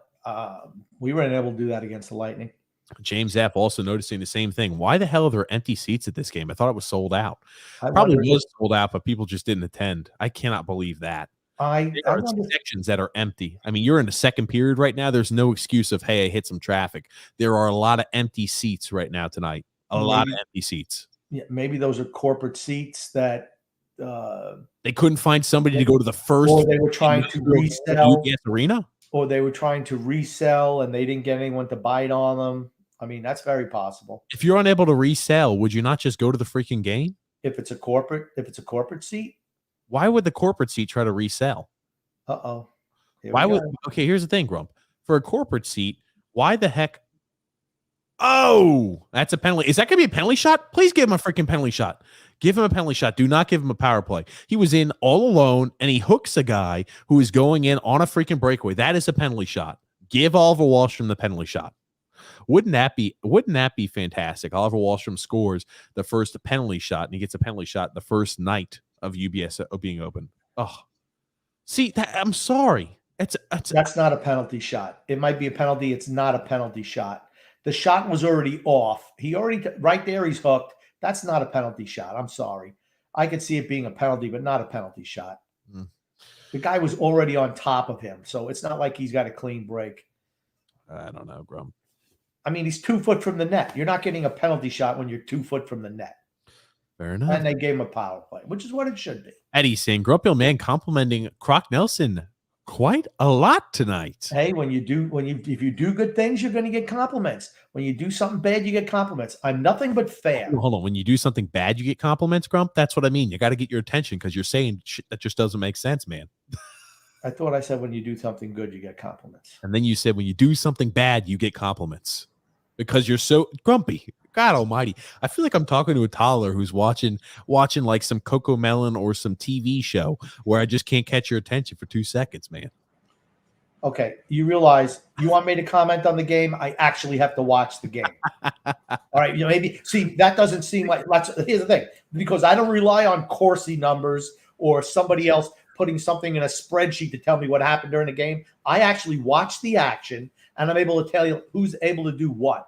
I've got my TV. I've got my little small device over here where I'm able to do both, Grumpy. I'm able to do both. Shooters Puck Hockey says, Brise playing good, playing well tonight. He's doing what he can do. No more, no less. Meeple Parm says, I actually don't mind Average Anders and Invisibility being out of the lineup. Good to see a shakeup with the kids. I absolutely believe that as well. There's never any accountability for the veterans on this team. So, shoot the puck. Like I said, COVID did what Barry Trotz would never do. He sat players. COVID sat players who weren't producing. Oh my gosh. Oh goodness. And maybe when they come back, it brings a little bit of life. I would have much rather it been Barry sitting them because then it really would have meant something to them. Oh, geez. I guess my spot isn't guaranteed out here. I mean, the power play looks like it's got more jump. Why? Because we're not playing with it. We're just taking it, getting guys in front of the net and shooting the puck. Good. That's what we should be doing. And Josh H saying, yeah, Parise does everything but score. Nelson needs to learn to elevate the puck too. I tell you, when he gets the puck up, he scores goals. He gets chances, but sometimes, he buries them right into the crest of the goal, and you think to yourself, man, get the freaking puck up, and that's a surefire goal for certain. Yeah, we got a whole bunch of those. Yeah, Brock Nelson. Yeah, I'm way behind on the comments, Grump. I apologize. But As usual. Just blast right through all of them. We all know Brock scored. yeah, there you go. Eddie said, yeah, you notice the NHL never gives penalty shots anymore.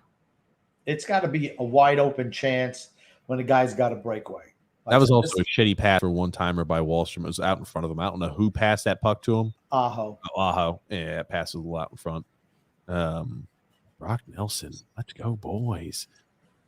Joe is saying the universe is sending us a clear message that our run is over. Begin rebuilding. Rebuild discussions at the highest levels.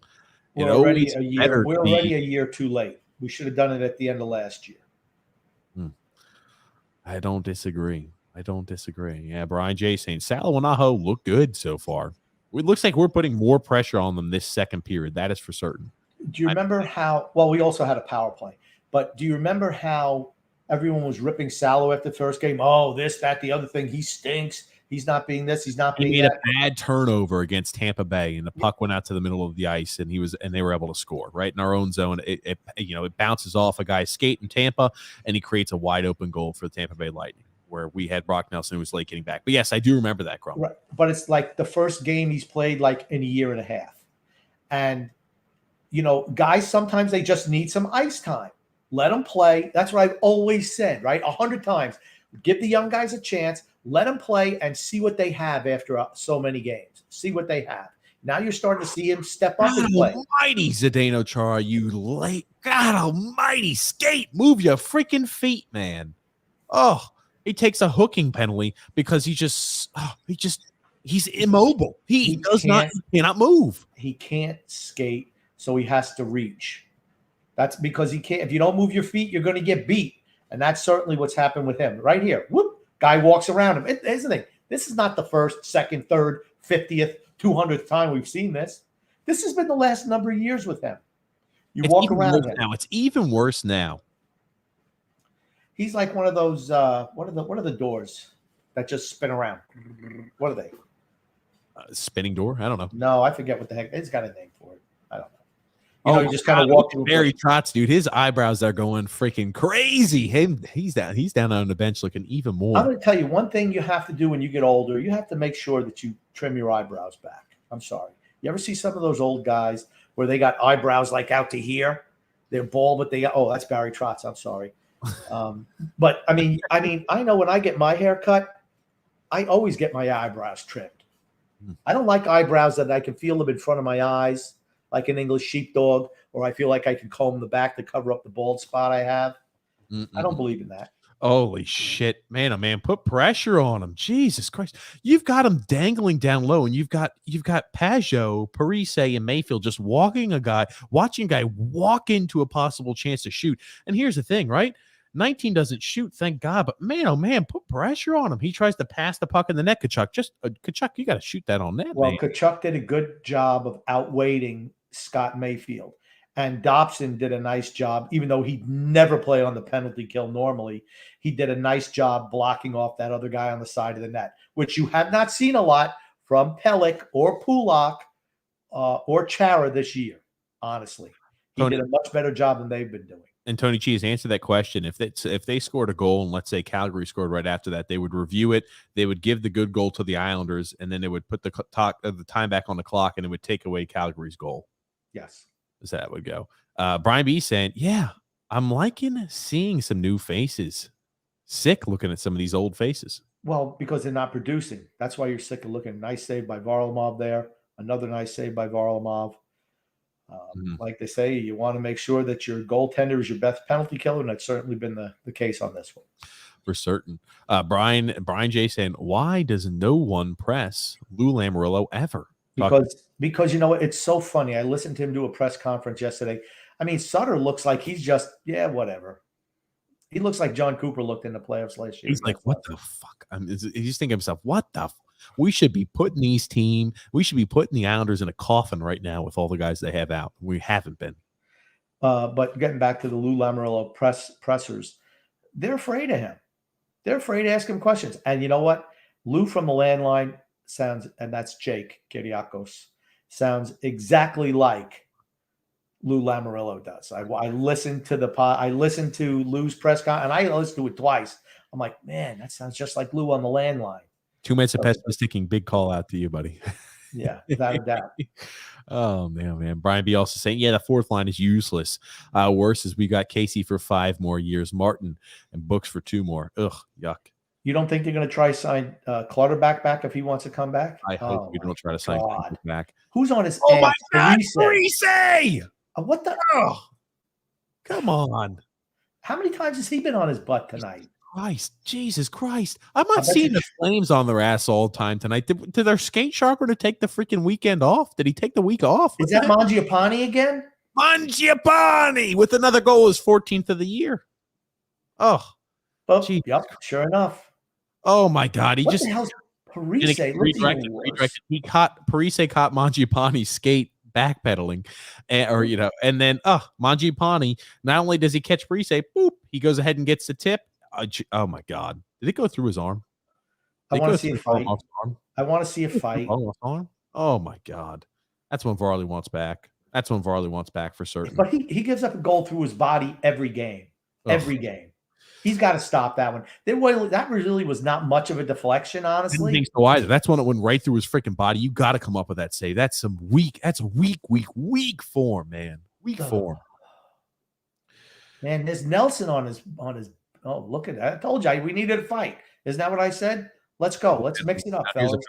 He tackles Wallstrom here. Number 20 does. Let's see a call. It is. He's going to the box. There you go. To the box, punk. I think he is at least. And he's all upset. Here's the thing. If you're the Islanders, you got to score on this power play, right? He just said effing bullshit. Yeah. Coleman is going to the box there. So now this will be the 5th power play attempt for the Islanders. Is that Blake Coleman? Used to play for Tampa? I believe so. Okay. Trust me, not unfamiliar. Not unfamiliar with the Islanders.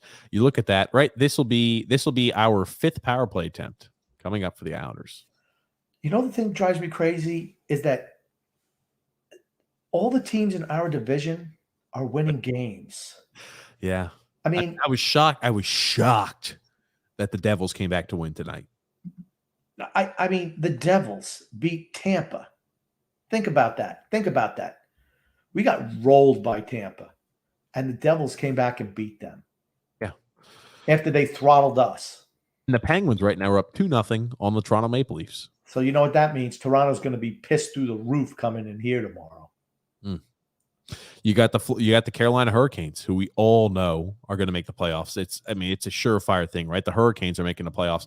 They won 5-4 over the Los Angeles Kings today. So you just kind of think to yourself, I'm like, oh God, all righty. So the Carolina Panthers have officially kind of stamped their ability to make it into the playoffs. The Devils won 5-3 today. Okay, the Penguins were struggling mightily, but here they are winning. And you got the Philadelphia Flyers tied 2-2 with the Bruins. Ugh. I mean, do we match up with any of those teams right now? We don't. Not right now, no. That's boarding. Absolutely, that's boarding by Coleman. Good call. Yeah, I thought so too. I was terrific. It was definitely boarding.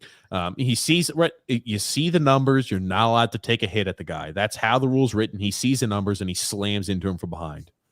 But that, I'll be honest with you, Brock Nelson did go down weak as hell. SP saying if half the team brunch out or leaves out, doesn't get Washington to the top line, he's never going to play on the top line. Yeah. Look at Barry's eyebrows; they are off the chain. I don't know. You ever see some of these women on some of these reality TV shows? They put in their eyebrows like with, I don't know, magic marker or something, and they're crooked as shit. I don't even know what the hell they're looking, but like they're like hatchet face on. Hold on. Oh, they're checking Wallstrom for a concussion. So they got to go ahead and check Wallstrom for a concussion. Philip, how long is the intermission, Grump? How long usually is the intermission? Like 10 minutes? 15 minutes intermission. There it is, Philip. 15 or 12. It used to be 15. It might be 12 now. I don't know. Oh, and Martin looks awful. Yeah, Brock Nelson with an absolutely horrific entry. And a horrific entry, and then he falls back down on his ass. My God. I'm sorry. He sucks. That's why his name is Croc. He occasionally does something well, but man, for a guy making $6 million a year, you should at least be able to stand up on skates. The scary part about it is Brock Nelson's our leading scorer. And here we go. We're on a power play. We've only got one guy on the back line there. Okay, come on. He's our leading scorer because he scored 4 goals in one game. Look at Sebastian Aho not being afraid to throw the puck towards the net. That's what we need more of. We need more of shooting the puck on the freaking power play. That's the mentality we need. That's right. And who's on the other side? Was that Palmieri? It's Panik there, and it's got to be Palmieri. Yeah. He's not afraid to shoot the puck either. Just does nothing ever goes in the net. He's worth $5 million a year, $5 million a goal. Good job. It's like the Scott Gomez back when he played for Montreal that time period. He was not scoring any goals. Oh, look man, at tell you what. By Sebastian Aho. He's putting the puck on net. I'm going to tell you what. What do I like about that power play? Guys down low, actually trying to put the puck in the net, not afraid to shoot the damn thing. Shoot the puck. You can't score if you don't shoot. That's the mentality we need. I need every single power play to look exactly the way that attack. Get Bellows out there. He's not afraid to shoot the damn thing either. He's going to shoot here. I guarantee it. Wham. There you go. Oh, just missed. Oh, that's right. It was Parise on the tip attempt. You know that shit wasn't going. It was Pajot. But nonetheless, Grumpy, you got 516 fellas saying, good evening, gents, digging the live game street. Hopefully you'll get me throughout the season. We hope so. Hopefully. Absolutely. Nice to see you here. First time here, 516 fella. Fella. What's up? Brian B saying Trotz likes to piss off the young players. Absolutely no reason to start Varlam off tonight. I don't think so either. I mean, that goal was definitely a goal he wants back. Yeah, the first two, right? First one really went through him. I mean, I know it was a point blank chance, but still, it kind of went through him as well. Like I said, you got to play your best goalie here. We just didn't do it. Scott L saying they are not looking that bad with the kids in the lineup. No, they're not. A different feel and look. The kids are hustling. They look hungry, unlike the Geezer Brigade. Yeah, I was about to say. 100% right. 100% right. Right on. That's what happens when you actually give give players, period, a chance to compete for jobs. There is never any competition for a spot on this team. That's why you get flat play, because they feel like that. Well, it's my position. I'm entitled to it. I know I'm 44 years old. I know I'm 39 years old. I know I'm 37 years old, but it's a guaranteed spot for me. I signed a big contract. I know I'm not sitting. I'm Josh Bailey. I played 900 games. I know I'm not sitting. I know I have only scored like 14 goals in my whole freaking career, but you know what? I'm entitled to play every game. Yeah, I don't disagree, Grump. I don't disagree. I think competition and when players know that nothing is guaranteed, it always brings out the best in play. That's all you want. You want the best player. My God, Chara just got knocked on right off the puck. Oh, Chara, Jesus H, man, you're right. What used to be Zdeno Chara, where if you even thought about trying to get the puck and depossess him from the puck, you would end up on your ass, is now turned into all it takes is a guy this size just to brush him off. The fourth line, Martin is out. Jesus Christ. Jesus Christ. Oh, my God. Don't reach. Oh, man, Hutton, don't do that, man. Oh, my God. He wanted. He said, please give me a penalty. And he got Varlamov doing the same thing. Holy shit. That's offsides. Come on. Jesus H. We were saved by the referee on that offsides. You have both Martin and Zdeno Chara on the same side of the ice, and they're both covering the same area defensively. They both cannot skate. They both were exhausted. And it's just like, it's hey, happy open season. Take a shot anywhere you want. We're not going to put any pressure on you. We're not going to try to impede that pass. Take a free shot. That's why you don't sign Matt Martin to a 4-year contract. That's why I said at the time, 1-year deals. A fourth line grinder, 32 years old, you sign him to 1-year deals, not 4-year deals. It's just dumb. It's stupid. It's poor cap management. He'd come back. If he wanted to play, he'd come back on vet minimum. He's not leaving anywhere. His wife is from the area. He's not going anywhere. Hey, he was maybe thinking about going to the Rangers. Did you hear that, Grump? Why would the Rangers want him? They got a bigger, tougher model than George Reeves. Ryan Reeves. Whatever his name is. Reeves. Jason Big reads. Jason B said, "Did you see Hosang's overtime winner?" Now Hosang, right? Josh Hosang, a guy we always deemed as never good enough to play for us, is getting in the Toronto Marlies system, has been putting up points in droves. So far, 12 games in the A for the Toronto Marlies, 8 goals, 4 assists with a +4. I'm telling you, you will see Josh Hosang at one point in time for the Toronto Maple Leafs on the NHL team at some point this season. I promise you that. Take that to the bank. Wouldn't it be great to see him called up tomorrow and have him score a hat trick on the Islanders? If he was close enough, I would. You want to talk about Motivation? For motivate, exactly. You want to talk motivation, right? What motivation does, just like you had mentioned, these younger players that get a chance to say, I want to make an impact, right? They're going to come out there with their hair on fire. They're motivated to take a spot away from one of those vets. We don't have that same motivation on our team. I'm sorry, we don't. I mean, for me, it's just so frustrating when you see guys finally get a chance like that and to see them produce. And he was never given a chance. I have a question for you. Do you think if he was still with the organization now, do you think he would have been up playing tonight? Or do you think they would have left him down? Oh, if he was at that organization, yeah, he for certain would have been left down. No doubt in my mind. I think he would have played tonight. You think so? I don't know. Well, no, I don't know. We left. We loaned him out to whatever. We loaned him out to some European team. I can't remember if it was in the Swiss league. Oh God Almighty, what the interference? What's the interference? What? That's got to be on Palmieri. That is all right. But see, these are the penalties that I hate. How many calls are we going to get tonight? How many freaking penalty calls are they going to be tonight? There's been a lot of penalty calls. Okay, he pushed him a little bit, but certainly nothing for a penalty. I'm sorry. He's smiling. He's got an ear-to-ear smile on, just thinking to himself, I sold that one. What a load of horse shit. That's awful. Yeah, I'm sorry. I really don't. I don't get into the blaming the penalties, blaming the officials. But I just think that's a bad call. I'm sorry. I thought the other way, same thing though. Because he fell into the boards hard. Look, he doesn't raise his hand until the guy falls into the boards, and he goes ahead and does the ricochet. Oh, ridiculous. Yeah. Oh, ridiculous. Man, oh man. Yeah, Jeremy also saying there, good to see Aho and Salo out there. I was kind of hoping for Koivula too. Weren't we all? Same here.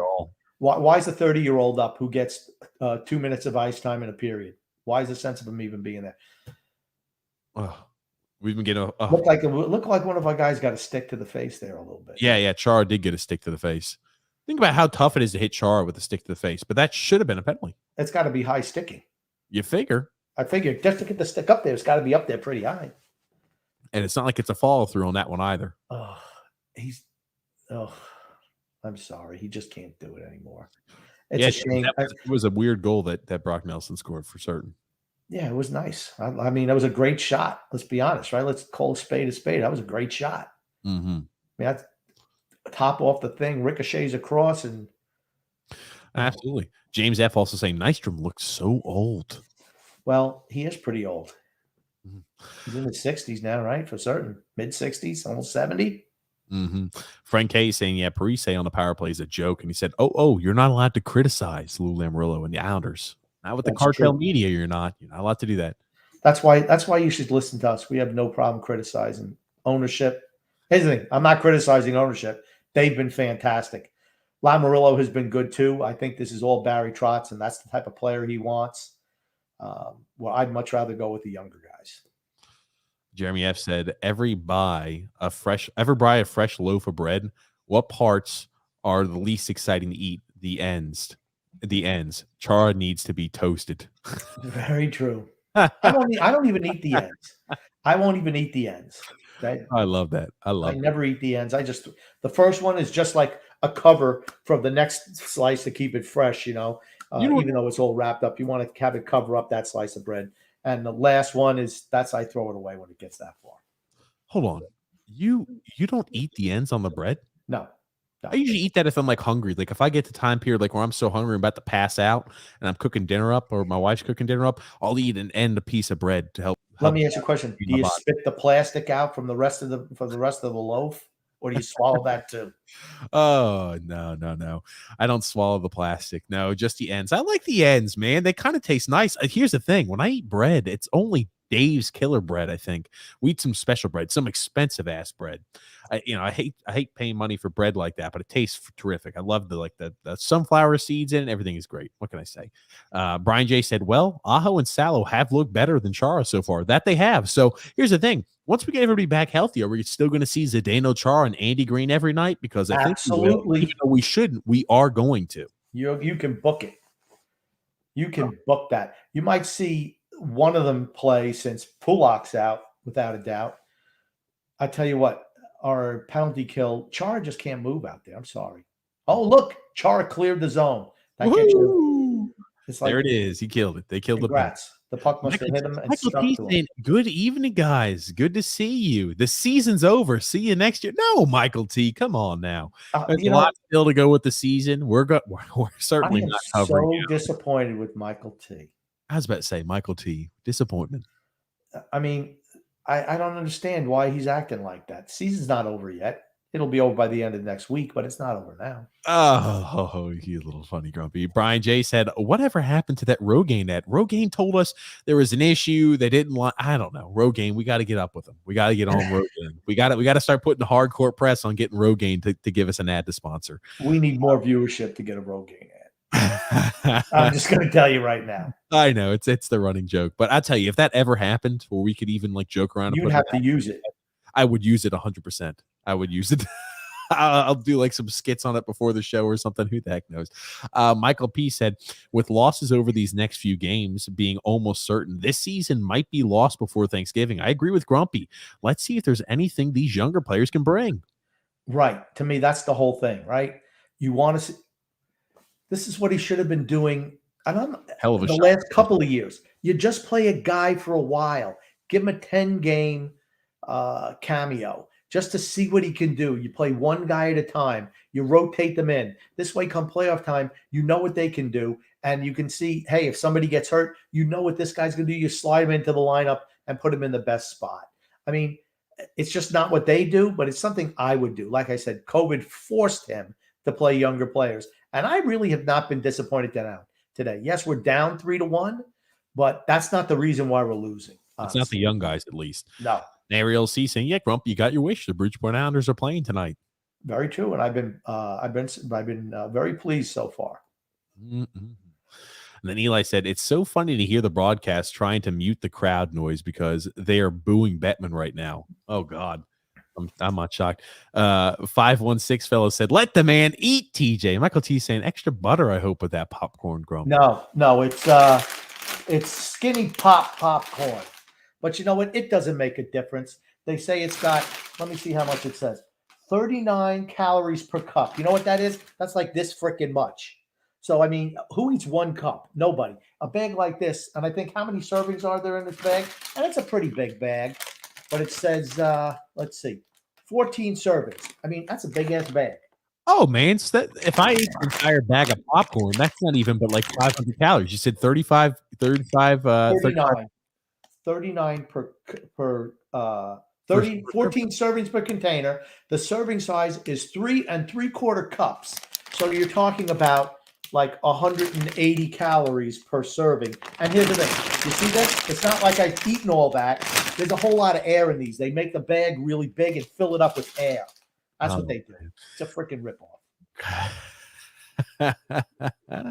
It's like the same thing with deodorant, underarm deodorant, right? You see the container's like this big, but there's only this much of the actual stuff in there. Yeah, good. And you gotta turn. You gotta peel the label up, turn. I mean, it takes forever. What type of deodorant are you using, Grump? The kind that does that. Again, nice pass by Barzell. Dobson driving the net.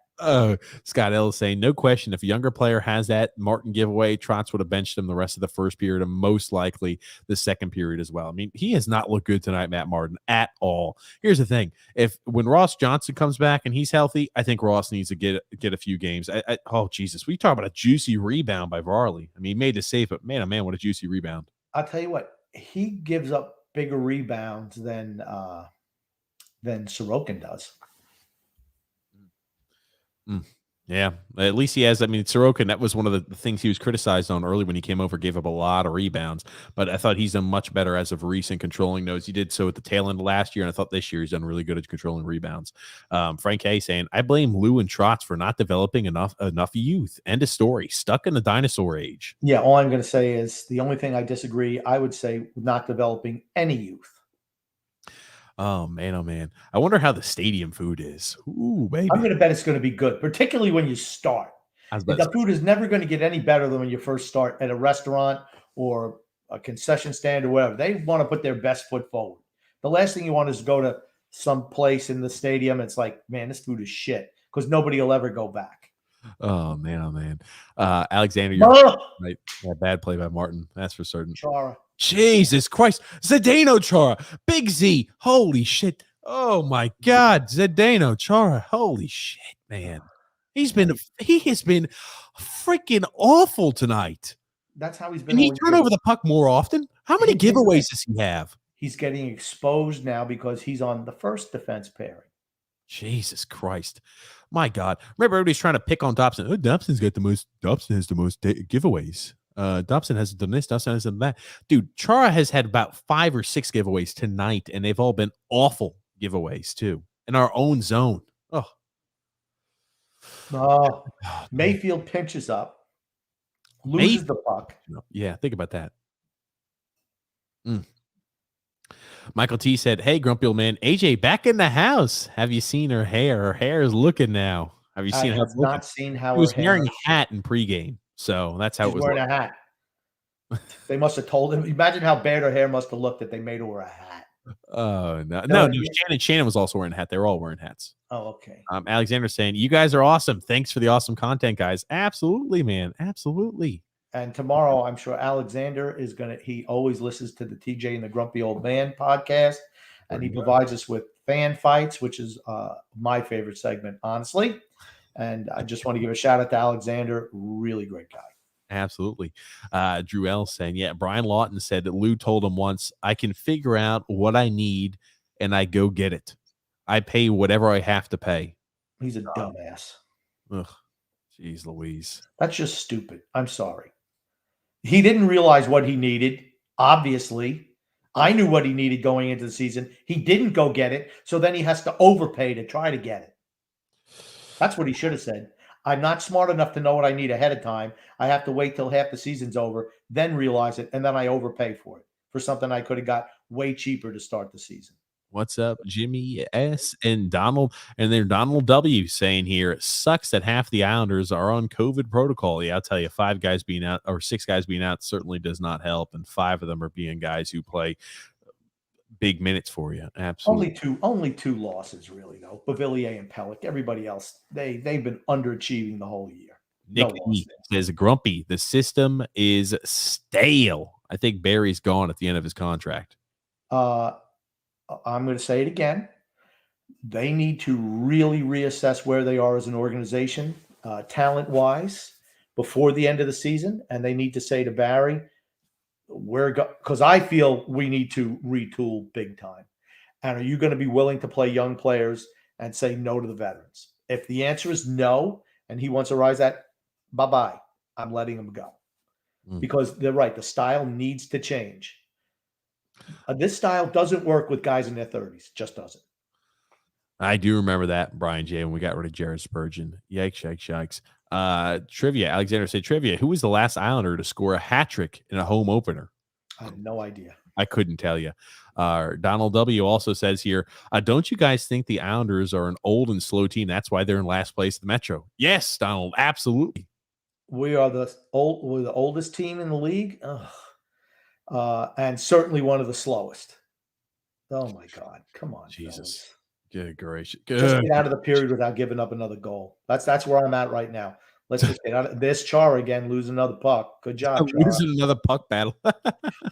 Holy shit! Then he cross checks a guy as he's down on the ice. Oh my God! Just don't take a penalty. I will change the shirt here. We just got blasted with some comments. I'll change my shirt. I'll put the Islanders shirt on. That's for certain. Mario there saying empty seats at the Islanders game. It's like it's never happened before. Like that's never happened before. I just figured at the opening game, I figured, come on, it would. I'll tell you what, I can read them on the side here. So TJ, I will just go through when you go change your little shirt into something less presentable. And we'll just roll through it that way. Nelson, Jake Bellows saying, is Nelson line looking good? No. Nelson's looked good. He's created chances. He's been on his ass an awful lot today, but he's created chances. He made a couple of nice plays when he was on penalty kill. He scored the goal. He's been on his ass a lot. And you got to stay on your feet. I'm sorry. He's been okay today. Michael T's got his tinfoil hat on. He's got a conspiracy grump. He says the COVID scenario is a hoax for the Islanders, that the players are not out with COVID. They just needed to produce a shakeup. I don't think that's the case. Here's what I think. I think the Islanders realize that they're not going to make the playoffs this year, so they're faking a COVID scare. Okay. No. And this way they can blame something else for them not being performed. I'm sorry. There's no freaking excuse. There is no way in hell you can make an excuse for this team in any scenario that say, oh, this is the reason we didn't make the playoffs. If we didn't make the playoffs, just because we weren't damn good enough. Simple as that. Very simple. Jake B said, despite the fact that, it's our first night in a new building, the young guys are giving the Islanders jump. Exactly. Okay. Maybe they're not ready for prime time. Well, it's only because they haven't played here ever. And, Bellows has played, 25 games his whole career? I mean, what do you expect? Yeah, Chara with the penalty. Chara's been I tell you, Chara has been awful tonight. Awful. Yeah. That's what do you expect? James F. saying Daryl Sutter looks like Grump. It's true. His team's winning. Paulo C said, Let's take the Pulak and Pelech being out as a positive, because it gives a chance for Aho and Salo to play and prove themselves to stick in the lineup. 100% agreement. There is no way in hell I should hear from anybody, because guess what's going to happen? When Pelech and Andy Green return, we're going to see that Robin Salo, we're going to see number one, Grant Hutton go back down to the A. We're going to see probably Robin Salo go back down to the A too. And you know what we're going to hear the rationale is? We got our guys back. We're ready to return back to our normal lineup. We can't wait to get Pulak back. We're going to return back to the old top six, no issues, and we'll maybe see Dobson take a few. He'll set every once in a while. There's no way in hell anybody can convince me that neither Robin Salo or Sebastian Aho are not better right now than Zdeno Chara, and probably Andy Green also. Yes. They don't have that veteran experience. How do you get the experience? You get it by playing them. I'd say it. I've said it till I'm blue in the face. You mix these guys in during the season, and then they're ready to go. Yeah, I tell you, Varlamov has not looked sharp tonight. That is for certain. Why don't you go put your shirt on? I'll do a blow by on a lot of these comments. I've got it. Louis C said, the team looks shitty, plain and simple. Now the top of it, we're bruised, battered, and sick. Yeah. I tell you, just escorted off the ice. Yeah, probably with COVID protocol, Grump. Yeah, the refs just ended up on his ass. Okay. I have no problem with that. Matt Martin has looked hideous tonight. And I mean, when I say hideous, I mean hideous. Sorokin's our guy going forward. Couldn't agree more. Trotz starts falling off in this game. It's mind-boggling. Makes you scratch your head, doesn't it? Yeah. Here's the thing. At worst, it would be 2-1 if Sorokin was in that. Absolute worst 2-1. Probably 1-1. No puck luck for this team. It's unreal. And the youngsters are working their ass off. I love it, though. That's right. Why not? I mean, they're getting a chance, and they're showing some jump. Is that what you want? Yeah. Absolutely. And Different Mind said, the Geezer Brigade, laughing my ass off. Very true. And then Scott L. saying George Reeves was Superman. Grumpy. That's right, George. That's right. George Reeves was Superman back in the 1950s. And he died under mysterious circumstances. What does that mean? Some people said he committed suicide. Some people said he was killed. I don't know. It was before my time, but I do remember that. You look at, there's Shannon interviewing Croc, and he's just standing there. He's so freaking weak. He still needs a stick to hold him up at this point. No wonder he's so soft. The guy can't even stand on his own. Terrible. Hi, I'm Croc. It looks like I got a dye job for the home opener, because usually my hair is really gray. I did shave because Lou told me to. I'm just standing by these sticks because I'm hoping I can find one where I can actually score with.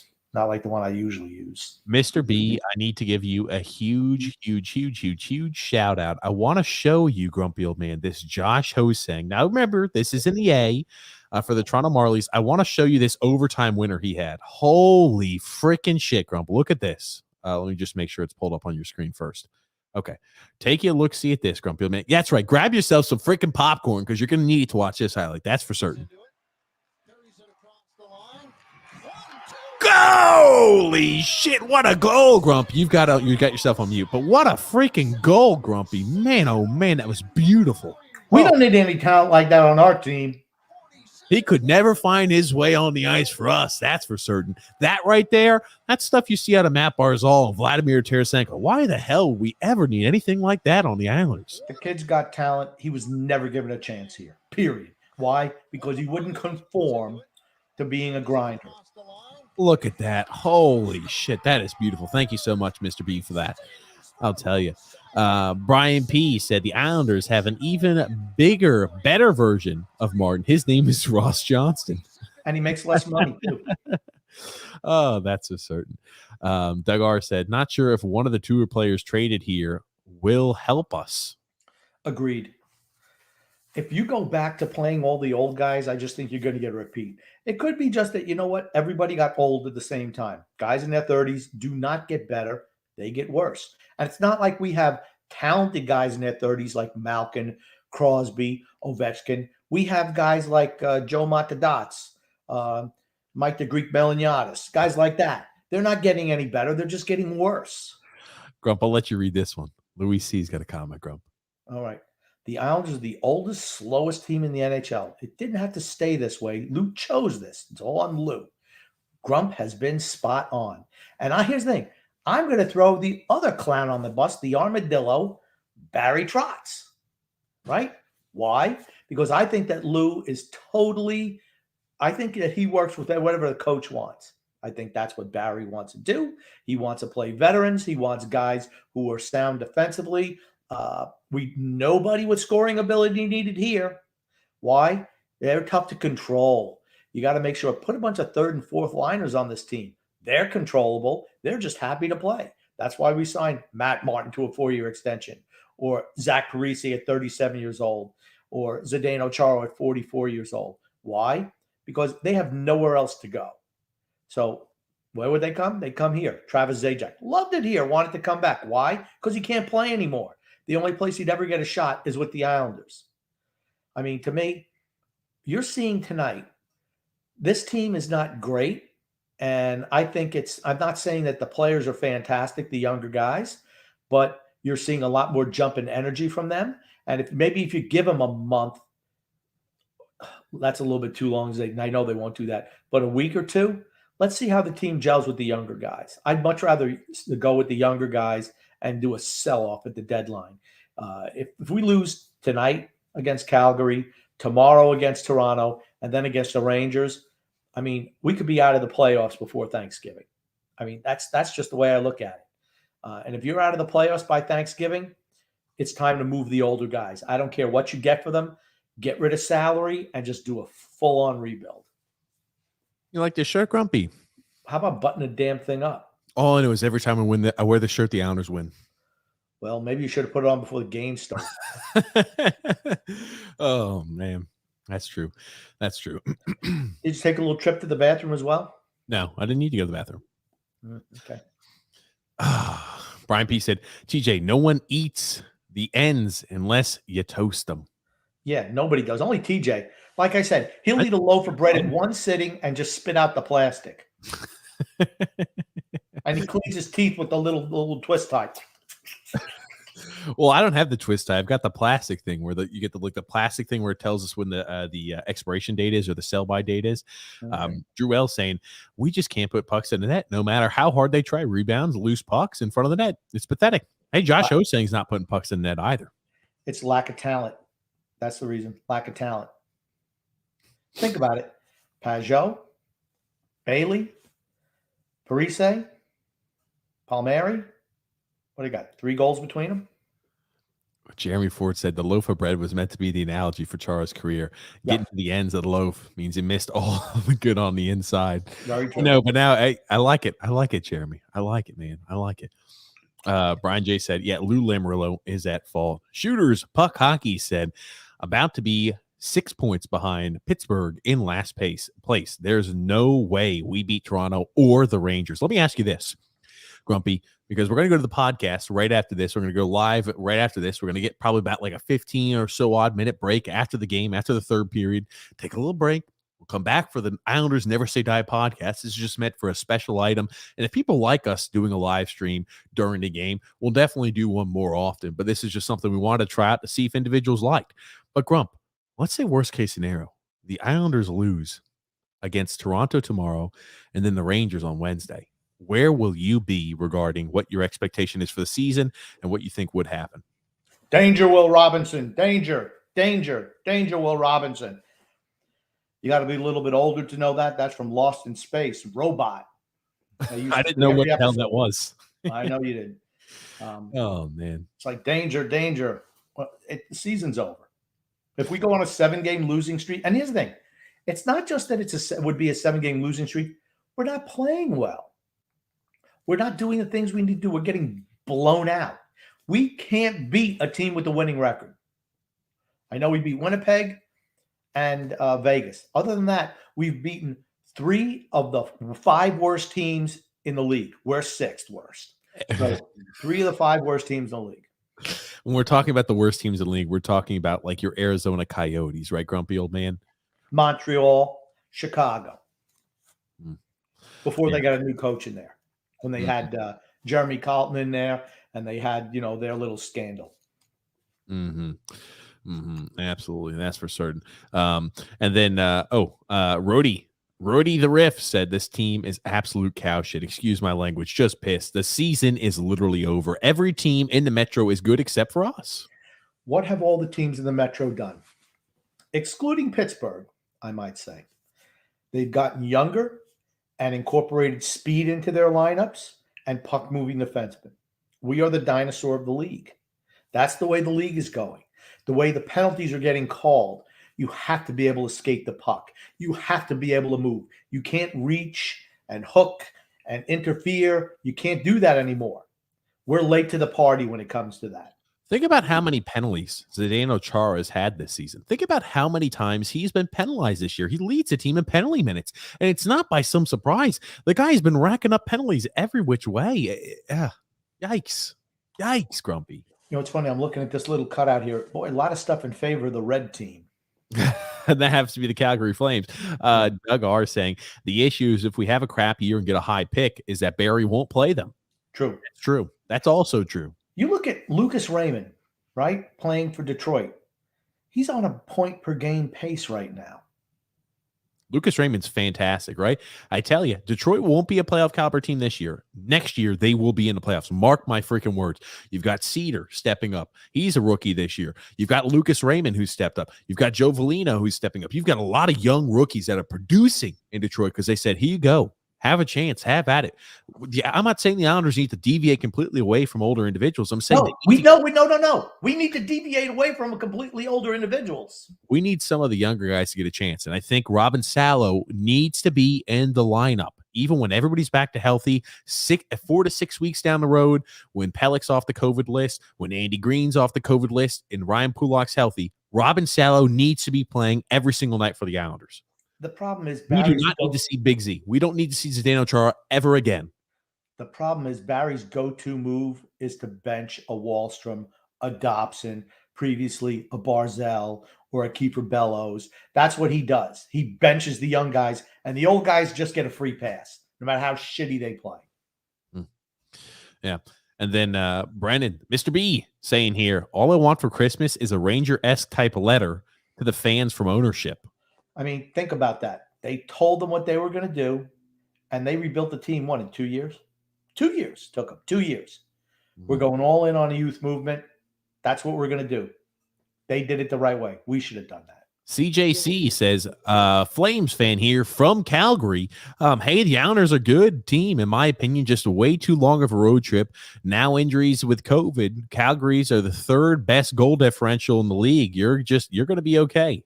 CJ, you haven't seen the Islanders play this year. You're looking at last year's press clippings from the playoffs, not the regular season, from the playoffs. Yeah, I was about to say, so even though we did have a long road trip, that is what the media wanted to propagate. Oh, 13-game road trip, really long road trip. Never seen anything like that. Every single bit you'd play, the Islanders played about 3. I think the most games they played on the road at one time was 4 until they had a 4 or 5 day break. So, right, you could say, oh, you weren't able to build up momentum. Yeah, certainly you couldn't do that, but you were going back home, so even though it was a long road trip, you'd go back home for 3 days until you'd fly back out. So they were back at home a lot. I do like this beta fish, though, CJ. That's for certain. That is pretty cool. He's excited. Michael T said, might as well watch the third period while I sit on the toilet. That's true. You avoid that, this way you don't have to worry about traveling too far. Oh, goodness gracious. Meatball Parm said, I think this needs to be the new format going forward. Live stream every game or a show or two or with a show or two on off nights. I don't know if TJ's got enough time in his schedule. I don't know. We'll have to think about that. If people really like the live stream, I'm willing to do so. That's for certain. Frank K said, Trotz has killed this team. They've stopped playing for him. I think the young guys look like they've got a lot of energy, though, which is always a good sign to see. Yeah, when the veterans have tuned, and I'm not even saying the veterans have tuned them out. I just don't think our veterans are that good. And now they're older, and maybe they just can't do it anymore. And that's totally on management. And the lack of acquiring a top end talent in the offseason. I'll let you look at this too. Donald W said, since the NHL got the contract back with ESPN, you hardly see games on the network as they put all the games on ESPN Plus, a streaming service that people don't want to pay for. Don't you agree? Fans are mad. Yes. Now here's the thing. I have always, because I have DirecTV, so I get the center ice package, but this year it's only $60 as opposed to whatever it was last year. Because all the games are on ESPN Plus, just about. Well, and a lot of them are on, the center ice package because I still get it, but not all of them. Some of them are ESPN Plus exclusive, and I think that's why they do it. They put it on ESPN Plus because they want you subscribing to it. Yep, it's all about money. It's always about money. Yeah, when they tell you it's not about money, it's about money. Yep. It's always about the money. And then Brian J said, nobody answered my question. Why do the Capitals not want Trotz back?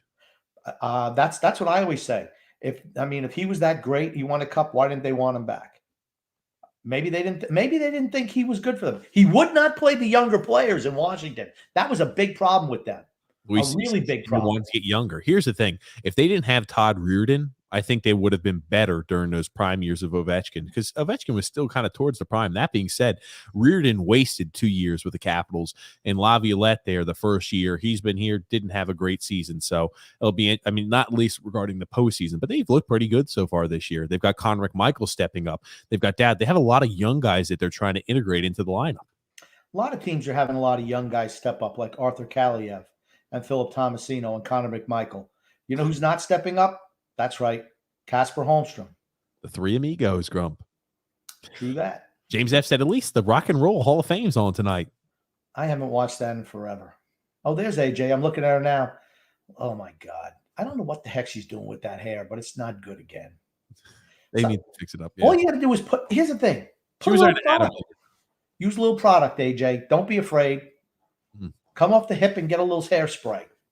Frank A. saying here, Trotz is gone after this year. Ooh. Only, like I said, I mentioned that it wouldn't surprise me, but the whole thing is they don't want to let him go, but they're going to have a heart-to-heart and let him make the decision because they're going to have to go in a different direction. Josh H. saying, Chara is awful every night. Young guys playing much better than the vets are. 2 goals were scored by the Flames because the vets were making mistakes. Yep. Absolutely. You talk about Matt Martin making that huge mistake. Yeah, no doubt about it. And the third period, by the way, is back underway. Brian J. saying, yeah, Barzal is leaving.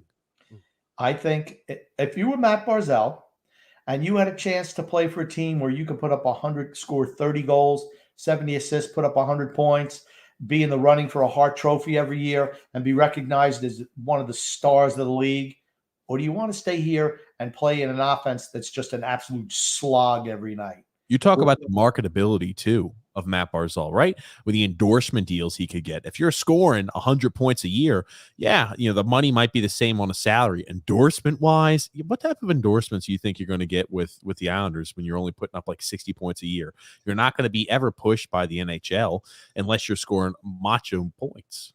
I mean, I could see Adam Pelech getting a LifeLock contract, something like that. But you're not going to see anything detail where it's like, hey, trust me. Well, even on the Islanders, why would they use hockey players in New York to advertise for items? They'll use a football player, they'll use members of the Knicks, members of basketball players. They've got a lot of different people to pick for, not defensemen from an Islanders hockey team.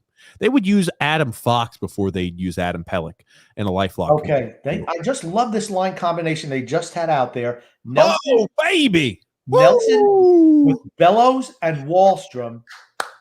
Bellows gifts the puck to Nelson, who throws it to Wahlstrom, who gives it back to Nelson for a goal.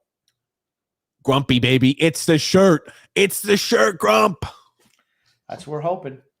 That shirt, man. We never lose when I wear the shirt. That's all I'm going to say. And you see what happens?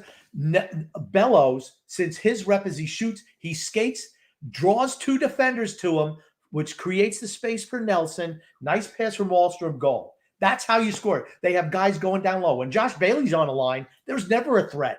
Never freaking ever a threat because everyone knows he won't shoot the freaking puck. That was nice because those three guys worked together in tandem. The two young guys were the ones who created the goal. Nice finish by Nelson, by the way.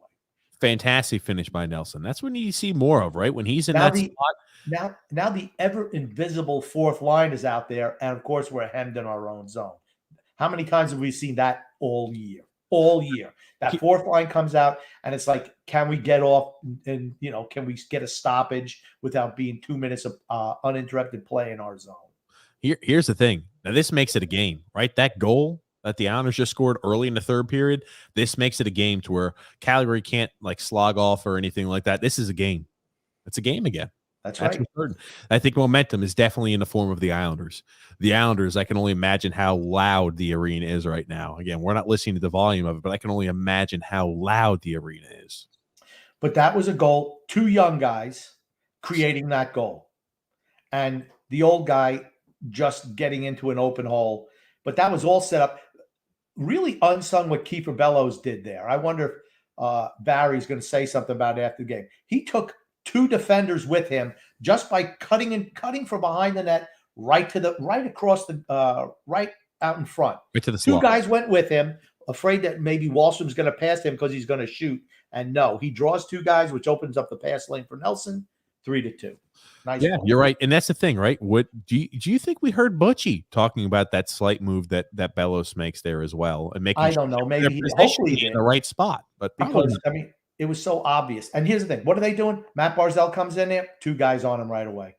Let somebody else beat us on that line. We're not going to let Matt Martin beat. We're not going to let Matt Barzal beat you. Yep. And Jer Ben saying, boys, what's going on? Varlamov needed to do better. Yeah, on that third goal, he definitely needs to be better. He needs to come up with a save on that. Without a doubt. Drew L says the identity line's playing more like they're the identity of the crisis. The identity crisis line. Very true. Oh, Barzal feeds Parise twice in a row and misses. Oh my God, I'm sorry, Parise. Put one in the freaking net. And honestly, that looks like that should have been a call there on Panik in the back. It should have. They're not going to call. It should have been a call. They're not going to call anything. Right, we've seen how many penalties been called ad nauseum. SP said best game Dotson has played so far this season. Because the shackles have been taken off a little bit. And here they are again, right? I mean, Islanders have all the momentum right now. The only time that there's no momentum for them is when they got that was a bad turnover by Mayfield. But is when the fourth line's out there because they're an abomination. Oh my gosh, pay attention, Varley. Oh my goodness gracious, I tell you. Scott Ellis said, if Trotz does go after this contract or after this year, I can see Lane Lambert being the next head coach. No way. Or will he go where Trotz goes? He'll go where Trotz goes. Right now, Calgary's on the ropes. I was Right about now, to say Calgary is on the ropes. They need to this eat is our some push. minutes. They need to get a penalty. They need to get a power play. They need to do something to try to shift momentum because the ice is tilted in the Islanders' favor. There's no doubt about that. I mean, What is up, Dirk? Dirk C. Long time. Good morning, Dirk. I mean, I tell you what, nice Dobson to Barzell to Palmieri. Nice save by Markstrom. But that's what Dobson can do. It's just like, I think he's just petrified out there playing the Barry Trotz system. I've said, right? Haven't I not brought that up the last 3 or 4 podcasts where I just feel it's a system thing with him. I really do. He's so scared of making a mistake that he won't let his natural talent do what they need to do. Josh H saying here, Chara and Martin cost us 2 goals tonight, the difference of the game right now. And then Brian J said, could you imagine Austin Matthews with Barry Trotz? He would, on a Barry Trotz team, he'd instantly go from a 50-goal player to 25 goals. Very true. Very true. I mean, nice back check by Kiefer Bellows coming back. All right, you got to call something there, fellas. Come on.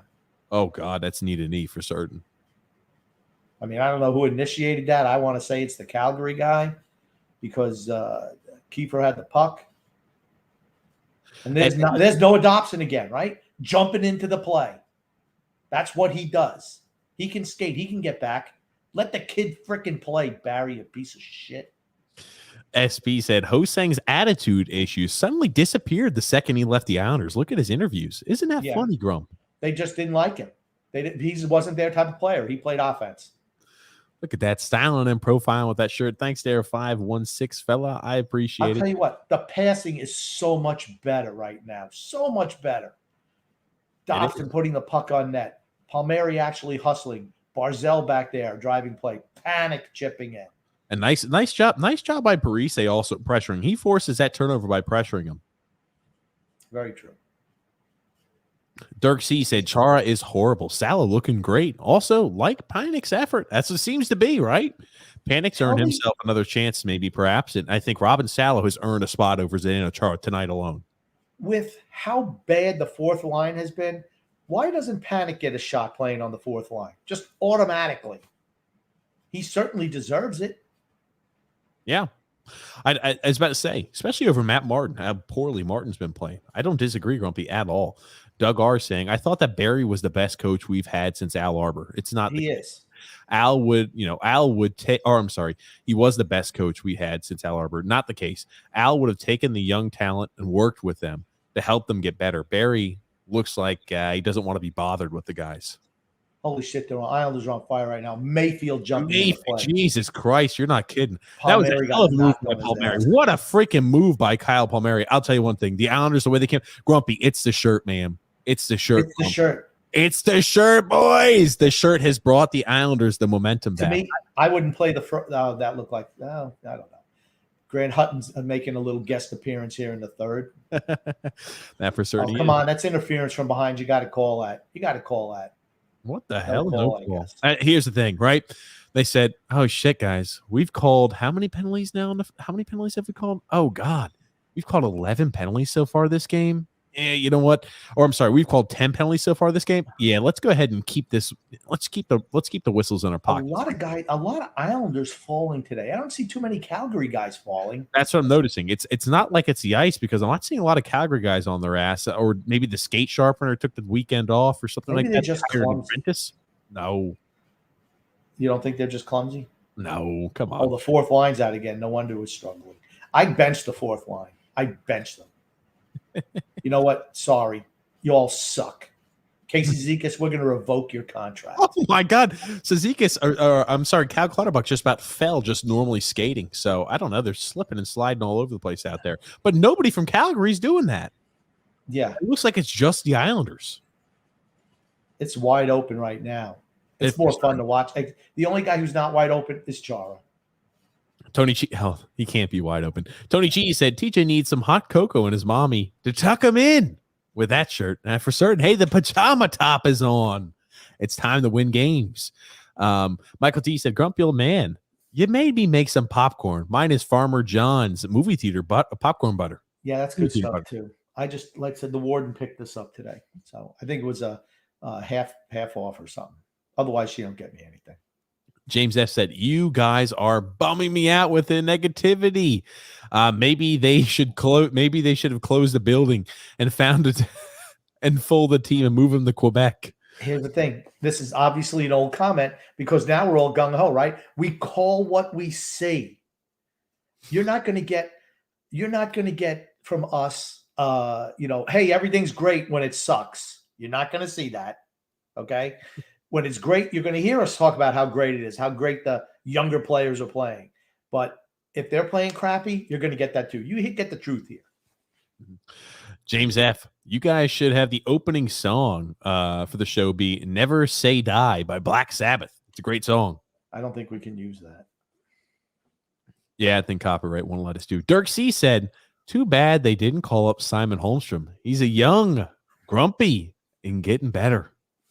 Actually, I would like to see him out here today, putting on his best Josh Bailey impersonation. And like I said, everyone during this podcast, this is Bailey's best game he's played all year. Yeah, he has. Brett W. saying, yeah, TJ, I don't think Trotz will ever bench Chara, no matter how good Salah looks. 100% agreement. And I tell you, Lucas Raymond has looked great. Mr. B said, who is going to travel an hour each way on the Long Island Railroad to watch this? Put the young guys in. Hope it sells. Maybe once the rink is one half empty, they'll make changes. Maybe too late by then to attract and retain high-end talent until the regime change. True. That's usually what it takes. Jeremy F. Day, totally agree. TJ Sallow needs to play, not Chara. I'd take Aho in there over Green too. Bellows in for Parise. Panik in for Matt Martin. For certain. Panik should play. He should absolutely play. And he's an older guy too. So it wouldn't, I know he's not as old as Martin, but still he's 30, I believe. So I think that goes okay. I think Barry would trust that. Joel said, yes, sir. I'd love that to see get some traction towards your channel doing live stream during the games, Grumpy. Yeah. Oh, we can only hope. Oh, God. Brian J said, Islanders don't have a good farm system. Let's be honest. Yeah, I was about to say defensively, I think is maybe the only thing you could maybe squint at and say, yeah, defensively, we've got some prospects. Yeah, and they're talking about, hey, we're all in. So let's move those guys. I'm not moving anybody because to me, I just don't see us being a team that can compete for a Stanley Cup this year. So I'm not throwing more prospects, more draft picks just to lose in the first or second round of playoffs. Nick D said, I'll tell you, you're right. I know Barry doesn't change his system. Barzal's gone. Don't you think Barzal wants to win a trophy besides the Calder trophy? I think so too. And Meeple Farm saying, I just want to see new blood in there. Feels like I've been watching the same guys for 20 years. And it would be different like it was in the 1980s because you saw the same guys every year, but they weren't in cups every year. That's not the case here. All in Champolina. Grumpy, is that supposed to be off of Shampoo Lou? I think so. There it All is. in Champoolian, yeah. Different Mind said, bless the pajama shirt. Bless the pajama shirt is right, Grumpy. I think you're trying to push that narrative. Hey, Michael T said season might not be over just yet. Well, if we go back to playing all the old guys, I mean, I just like I said, I like what the young guys have brought today. Has it been perfect? No, but you're seeing way more jump in the team. And that's what you wanted to see, right? He started off at the fourth line, miserable to start the game. But now the young guys are starting to feel it a little bit. They're getting used to the flow of the game. That's why you play them. And here's the thing. They have a chance to get better. The old guys aren't getting any better. They're only going to get worse. These guys have a chance to get better. I do agree. And then all in Champolina says here, they will trade Matt Barzal for John Tavares. Mark my words, no all way. In Champoolian. That's what all in Champoolian. Okay, I was just thinking about wouldn't you think Toronto would love to have him, and who would we be willing to John accept? Tavares would not want to come back and play here. I don't. Well, first of all, would you trade Matt Barzal for John Tavares? No freaking way in hell. Okay, absolutely not. Yeah. Oh, Brian P said Parise couldn't score in a soccer net with a goalie pulled. True.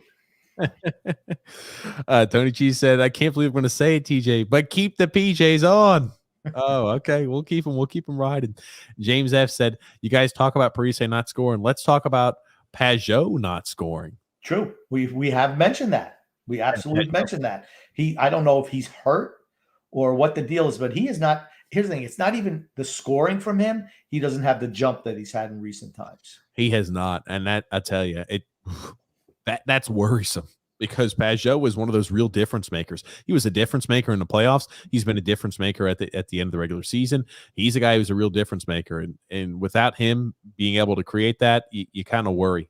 Kind of hemmed in our own zone here a little bit too, Grumpy. A little bit. It's all right. Just keep him to the outside. If you keep him to the outside, that's okay. We're seeing fight from Dobson. I've never seen Dobson play this hard, honestly. I've never seen him play this hard. He is fully engaged today. Maybe Barry said to him, you know what, Noah, just go out there and play your game. Maybe he had somebody else tell him because I don't think he'd get the words out. Like some guys who afraid won't say they're sorry, like I'm no. So maybe you had to have somebody else do it. I don't know. But yeah, go ahead, TJ. I'm sorry. No, absolutely. I just wanted to mention one other thing with the, it mentioned Barry Trotz and Al Arbor, Barry being the best coach since Arbor. Ted Nolan was a really good coach too. He had nobody to work with, but Ted Nolan was a really, really good NHL coach who was blackballed without a doubt. Why? He went to San Jose after, right? I don't know. He was with Buffalo and then he was the Islanders. I don't think he ever coached in the league again. I don't know what he did. Or maybe I just don't remember, but he's obviously blackballed from the league. By the way, Certain Alexander, they came out buzzing in the third. And David, yeah, the Islanders are leading the attack. That's for certain. Yep. And then Nick D said, I'll tell you one thing. UBS Arena looks great on TV, crisp and clean. And maybe it's just our players suck. They can't skate. I think the Islanders are taking it to them. I think the third period, the Islanders have been a better team. Without a doubt. This Islanders period. And it's all been spurred on by the young players. All of it. Yep. Absolutely. Paulo C also saying there, Char and Green should share the games with Salo and Aho. I think what they should do going forward. Go ahead, Grump. I'd rather see Char be gone and have them split games with Green. I think it should be Chara and Green alternate games every night. Those two, I think, are, towards the tail end of defenders. I think those are guys who need to have load management. I think Salo needs to be in there on an every night basis. No doubt about it. I don't know about that yet. I would not mind them splitting games. I have no problem with that. Brian J. said, Grump for GM of the Islanders. Thank you, Brian. I accept. Now all we got to do is get Malcolm Ledecky on board, right? Yes, that's all we need to do. All I need is an interview. I'd have the job. Drew S. said, all you need is the interview, Grump. That's it. All I need is a chance. Give me a chance. Give the kid a chance. Drew S. said, I have to watch on ESPN Plus. It's garbage. I've missed about 3 games so far because they weren't available on my service. What the freak? By the way, $70 a year. Yeah. It's fine. I think you can get it. I think I got it for $60 a year. I like soccer. I like European soccer. I like La Liga, Spanish League. What are you saying? So for me, it's not that big a deal. I do like the 30 for 30s. So, for $5 a month, it's worth it. Well, you have to pay for 30 for 30s now? Well, it's all part of ESPN Plus. Hold on. 30 for 30s used to be free. Were they not? They just you pop them up on ESPN. They say, here you go, watch a 30 for 30 during prime time. I think they're on ESPN Plus now. Maybe that's another reason JT left is because of the Trotz system. He was booked to leave. Yeah, his wife wanted to move back to Toronto. He wanted to go to Toronto. That was his wife had taken a job. Think about this. You want to talk about a colossal blunder? People always give us some ominous explanation. People who are close to the situation. Oh, it was much deeper than you guys think. There were bigger forces at play. Are you freaking kidding me? Everybody knew his wife had taken a job in Toronto. She had just finished nursing school and she'd taken a job in Toronto as a registered nurse. But was there any freaking question at all that he was going to Toronto? No. Come on. Yeah. No. I mean, that was a total mismanagement by Garth Snow. Total mismanagement. Meeple Parm said, TJ, wash the pajama shirt and bring it out tomorrow for the live stream for Tavares. James F said, when the Blues won the cup, they were in last place. They made a trade at the trade deadline. The rest is history. Yeah, they changed coaches. That's what they did. They brought in Craig Berube. That's what sparked them in January.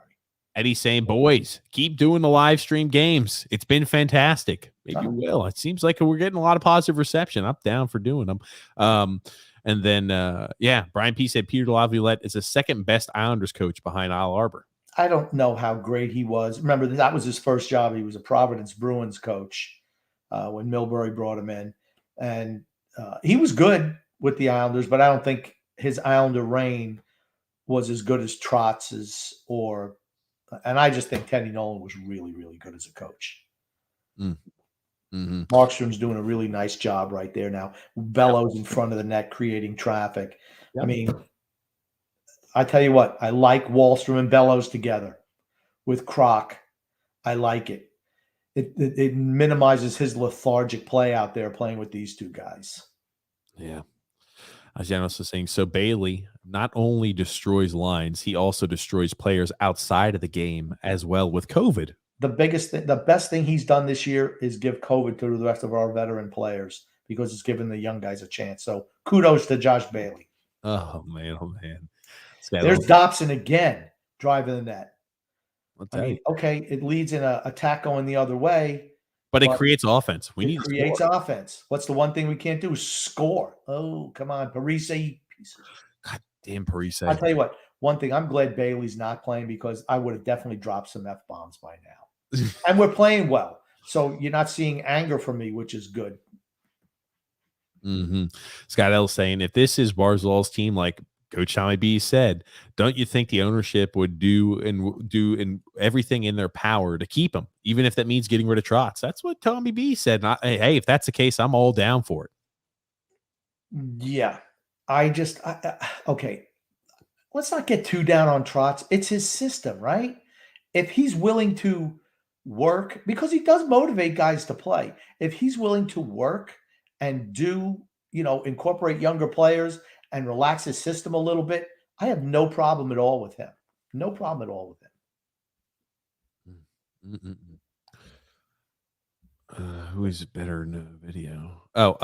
David. Better is the Islanders right now. They're looking pretty damn good. They're looking hot. They're looking like a firecracker, that's for certain. We can't do video because they would shut us down. So yeah, if we show the video on screen, what they'll do is they run these algorithms to where they'll see, oh, you're showing the Islanders video. In reality, you should have to pay for this, and they just would take our stream down, and they probably give us a strike. So we don't want to get in trouble. And then Brian P saying, I think overall Laviolette better than Trotz. No. And I like Peter Laviolette. He's doing a really, really nice job. He's with the Flyers now, isn't he? Peter, I thought, no. I thought Peter Laviolette. He's with the Flyers now, is he not? I think he's with the Flyers. He's done a nice job with it. The Flyers have turned themselves around this year, by the way. I hate them for it, of course. But they've gotten back to playing Flyer hockey. Way more physical. Sacrifice a little bit. He's with the Washington Capitals. He's with the Capitals. He's with the Caps. That's right. Well, he's done a great job with the Caps too.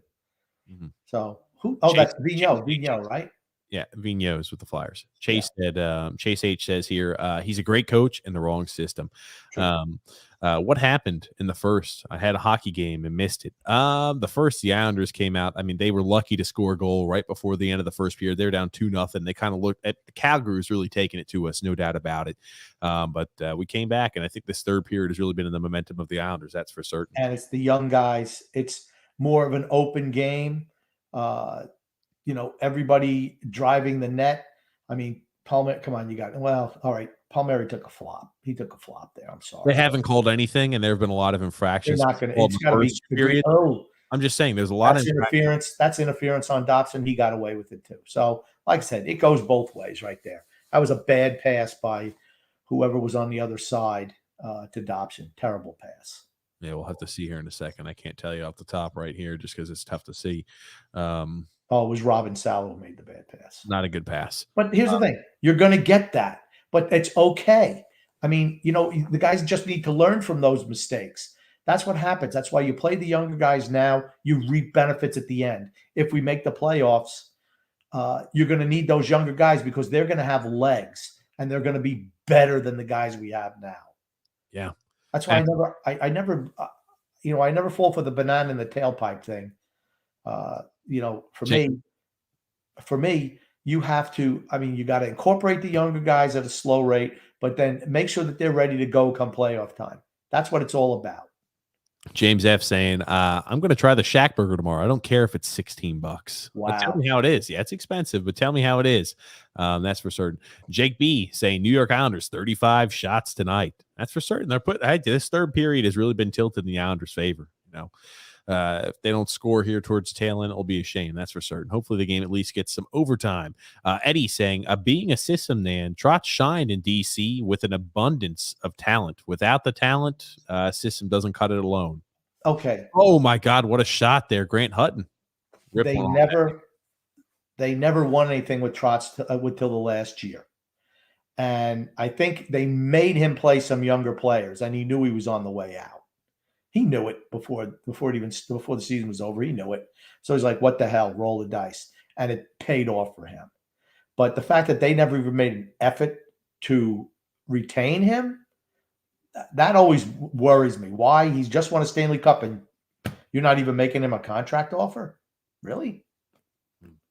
Could never beat Pittsburgh ever till the last year. Never. Scott L said, Grump, some wrestling news. Ric Flair says Hulk Hogan is not doing well because of his health. Wow, did not know that. Hulkster is, I guess, how old is he? I guess he's like 68 now, something like that. Certainly hope that's not the case. 68 years old. And Flair went through some real serious health issues a couple of years ago as well. He was on death's bed. I remember that. Look at Aho, man, just throwing the body out there. Yeah, he's a smaller guy, but he's not, you know what? He's mixing it up. There's Dobson throwing the freaking body. I don't want to see any of these old pieces of shit out there ever again, ever. Look at the effort by these young guys. That's what this team needs. Michael New T. blood. Michael T says your 48-hour reference. Love that, Grumpy. Yeah, there you go. David, yeah, I think the Islanders. Oh, that was Aho. It's okay. They recouped. Barzell and Dobson covered for him. That's what you need, right? I mean, I'm telling you what. I really am impressed with their play in the third period tonight. Really impressed. And it's all been the young guys. Come on, Dobson. Barry Trotz whipping boys. I tell you, we have really put pressure on them. There's no doubt about that. They're hanging on. Calgary's just hanging on right now. Yeah, you're right. Calgary's just waiting. They say we need to wait this game out, and hopefully we can survive another 2.5 minutes because the onslaught is in full vision. I tell you what, really impressed with Noah Dobson tonight. Really impressed with him. I mean, he's been really, really good. Just the fact, this is what we saw from him in juniors, right? Jumping into the play. And just using his skating ability. He's really got good vision out there. He's not shackled to the blue line tonight like he has been for the last 3 years. Mm-hmm. I'll tell you, he's looked much more comfortable in that role for certain. Scott L said banana in the tailpipe was from Beverly Hills. Banana in the tailpipe was from Beverly Hills Cop. Islanders pulled the goalie, Grumpy. They're pulling the goalie. That's okay. We haven't seen Char out here recently.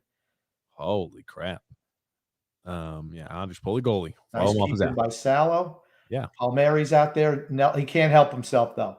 Why go with the younger guys who've actually spurred this, the Wallstroms and the Bellows? He's got to go right back to Palmieri, Nelson, and Barzell. I'm all for Barzell being out there. But you know what?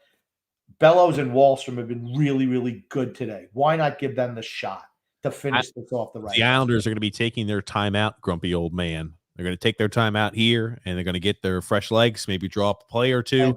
Them out there. Yep. He can't freaking help himself. Barry Trotz just can't freaking help himself. The young guys have driven this team to have a chance to win today, but in the last minute, I'm going to put those old bastards out there again because that's what I like to do. Michael T said the Islanders definitely got better as this game has gone on. I tell you, the younger guys, a lot of young guys in the lineup, a lot of nerves in the first period, seem to have settled down real well, and they're feeling the energy. That's another thing, too. when you're young, you feel the energy and the enthusiasm. You feed off of the crowd so much more than an older veteran does. I'm not saying the vets don't, but for a guy who's like first time up there in this type of atmosphere, you feel all sorts of confidence and all sorts of charisma. Look at that. I'll tell you, they are feeding off the crowd. No doubt about it. Everybody's sitting down. You got two guys standing up I cheering. You cannot got the believe rest of them everybody's sitting sitting on their down. damn I hand. cannot believe everybody's sitting down. I'm sorry. Get the hell up. Cheer for the team. Meeple Parm says, pressure, sure. No goals, always. Michael T. Yeah, says, but to me, we're playing better. I mean, look at Salo trying to jump and try. I mean, you ever see that from a piece of shit like Bailey? Never. Average Andrews Lee, that piece of garbage, that trash can? Nope. 2 minutes left. Yeah, David, we're putting the pressure on. That's for certain. We are putting the pressure on. We've got our goalie pulled. And then Scott L said, you see all these teams locking up their young stars for 8 years. Why can't the Islanders do that with Barzal? You got Pajot, Palmieri, Nelson, Barzell, and Salo out there right now. No Wallstrom. No Bellis. I cannot believe Wallstrom's not out there. And I cannot believe Bellis is not out there. It's mind-numbing. It's mind-numbing. And right now we're playing the game to where we'll lose the draw, and Calgary just dumps the puck down the ice to try to go ahead and drain 10 seconds off, and it goes back for icing. They keep the same lineup out there, but they're still relatively fresh because they had the timeout to rest up their guys. The Islanders should have tied up Barzal for that many years on the last contract extension. That's what they should have done. Mm-hmm. They chose not to, so now they're going to pay more money.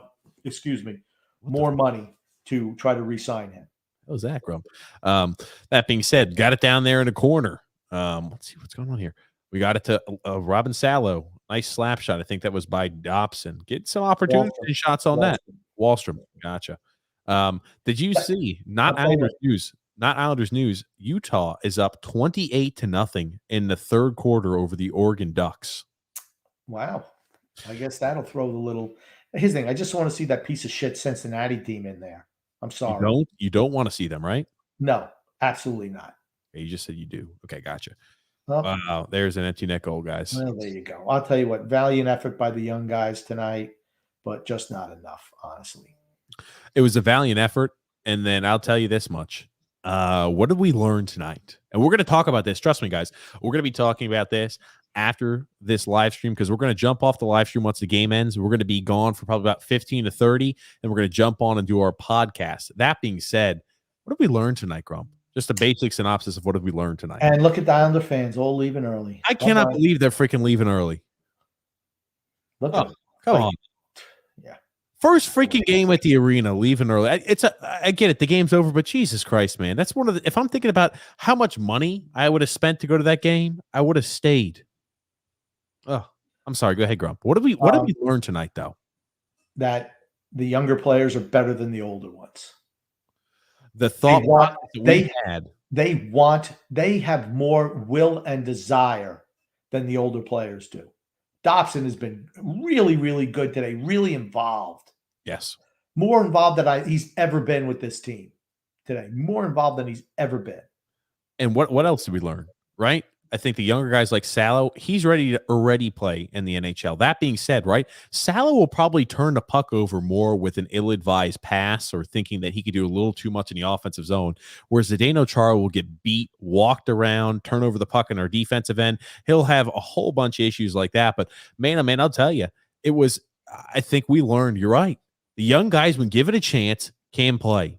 It wasn't the young guy's fault the reason we lost, right? Varlamov lets one slip right between his arm on the third goal that's slightly redirected.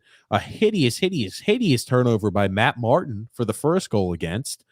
And Zdeno Chara looked like a pile of garbage out there. And still, we were in the game. It was 3-2. It started a little shaky, but we righted the ship. That Nelson goal right at the end of the first, and in the second period, in the third period, we dominated them. I want you to think about this. We are missing Anders Lee. No loss. He's no freaking loss. Wait. We're missing Anders Lee. We're missing Anthony Beauvillier. We're missing Adam Pelech. We're missing Josh Bailey. We're missing Ross Johnston. We're missing Andy Green. And we're missing Ryan Pulak. And we came out, our first home game, with 4 guys. You've got Robin Salo making his NHL debut. You've got Grant Hutton making his NHL debut. You've got Sebastian Aho, who's playing his third or fourth game in the last 2 years. You've got Kiefer Bellows not even playing 20 or 30 games. And you come out and put an effort like that where it's 3-2, and all the goals against was, a goal that Varlamov would want back. And the first one was a hideous turnover by Matt Martin. Those are really correctable mistakes made by veterans that cost us this game. It wasn't the young guys that cost us this game. It wasn't like Salo playing around with the puck leads to a breakaway going the other end and we give up a goal. Or it wasn't like Sebastian Aho goes ahead and passes a puck right in the middle of the ice there to a Calgary Flame to score. It wasn't like that tonight. True.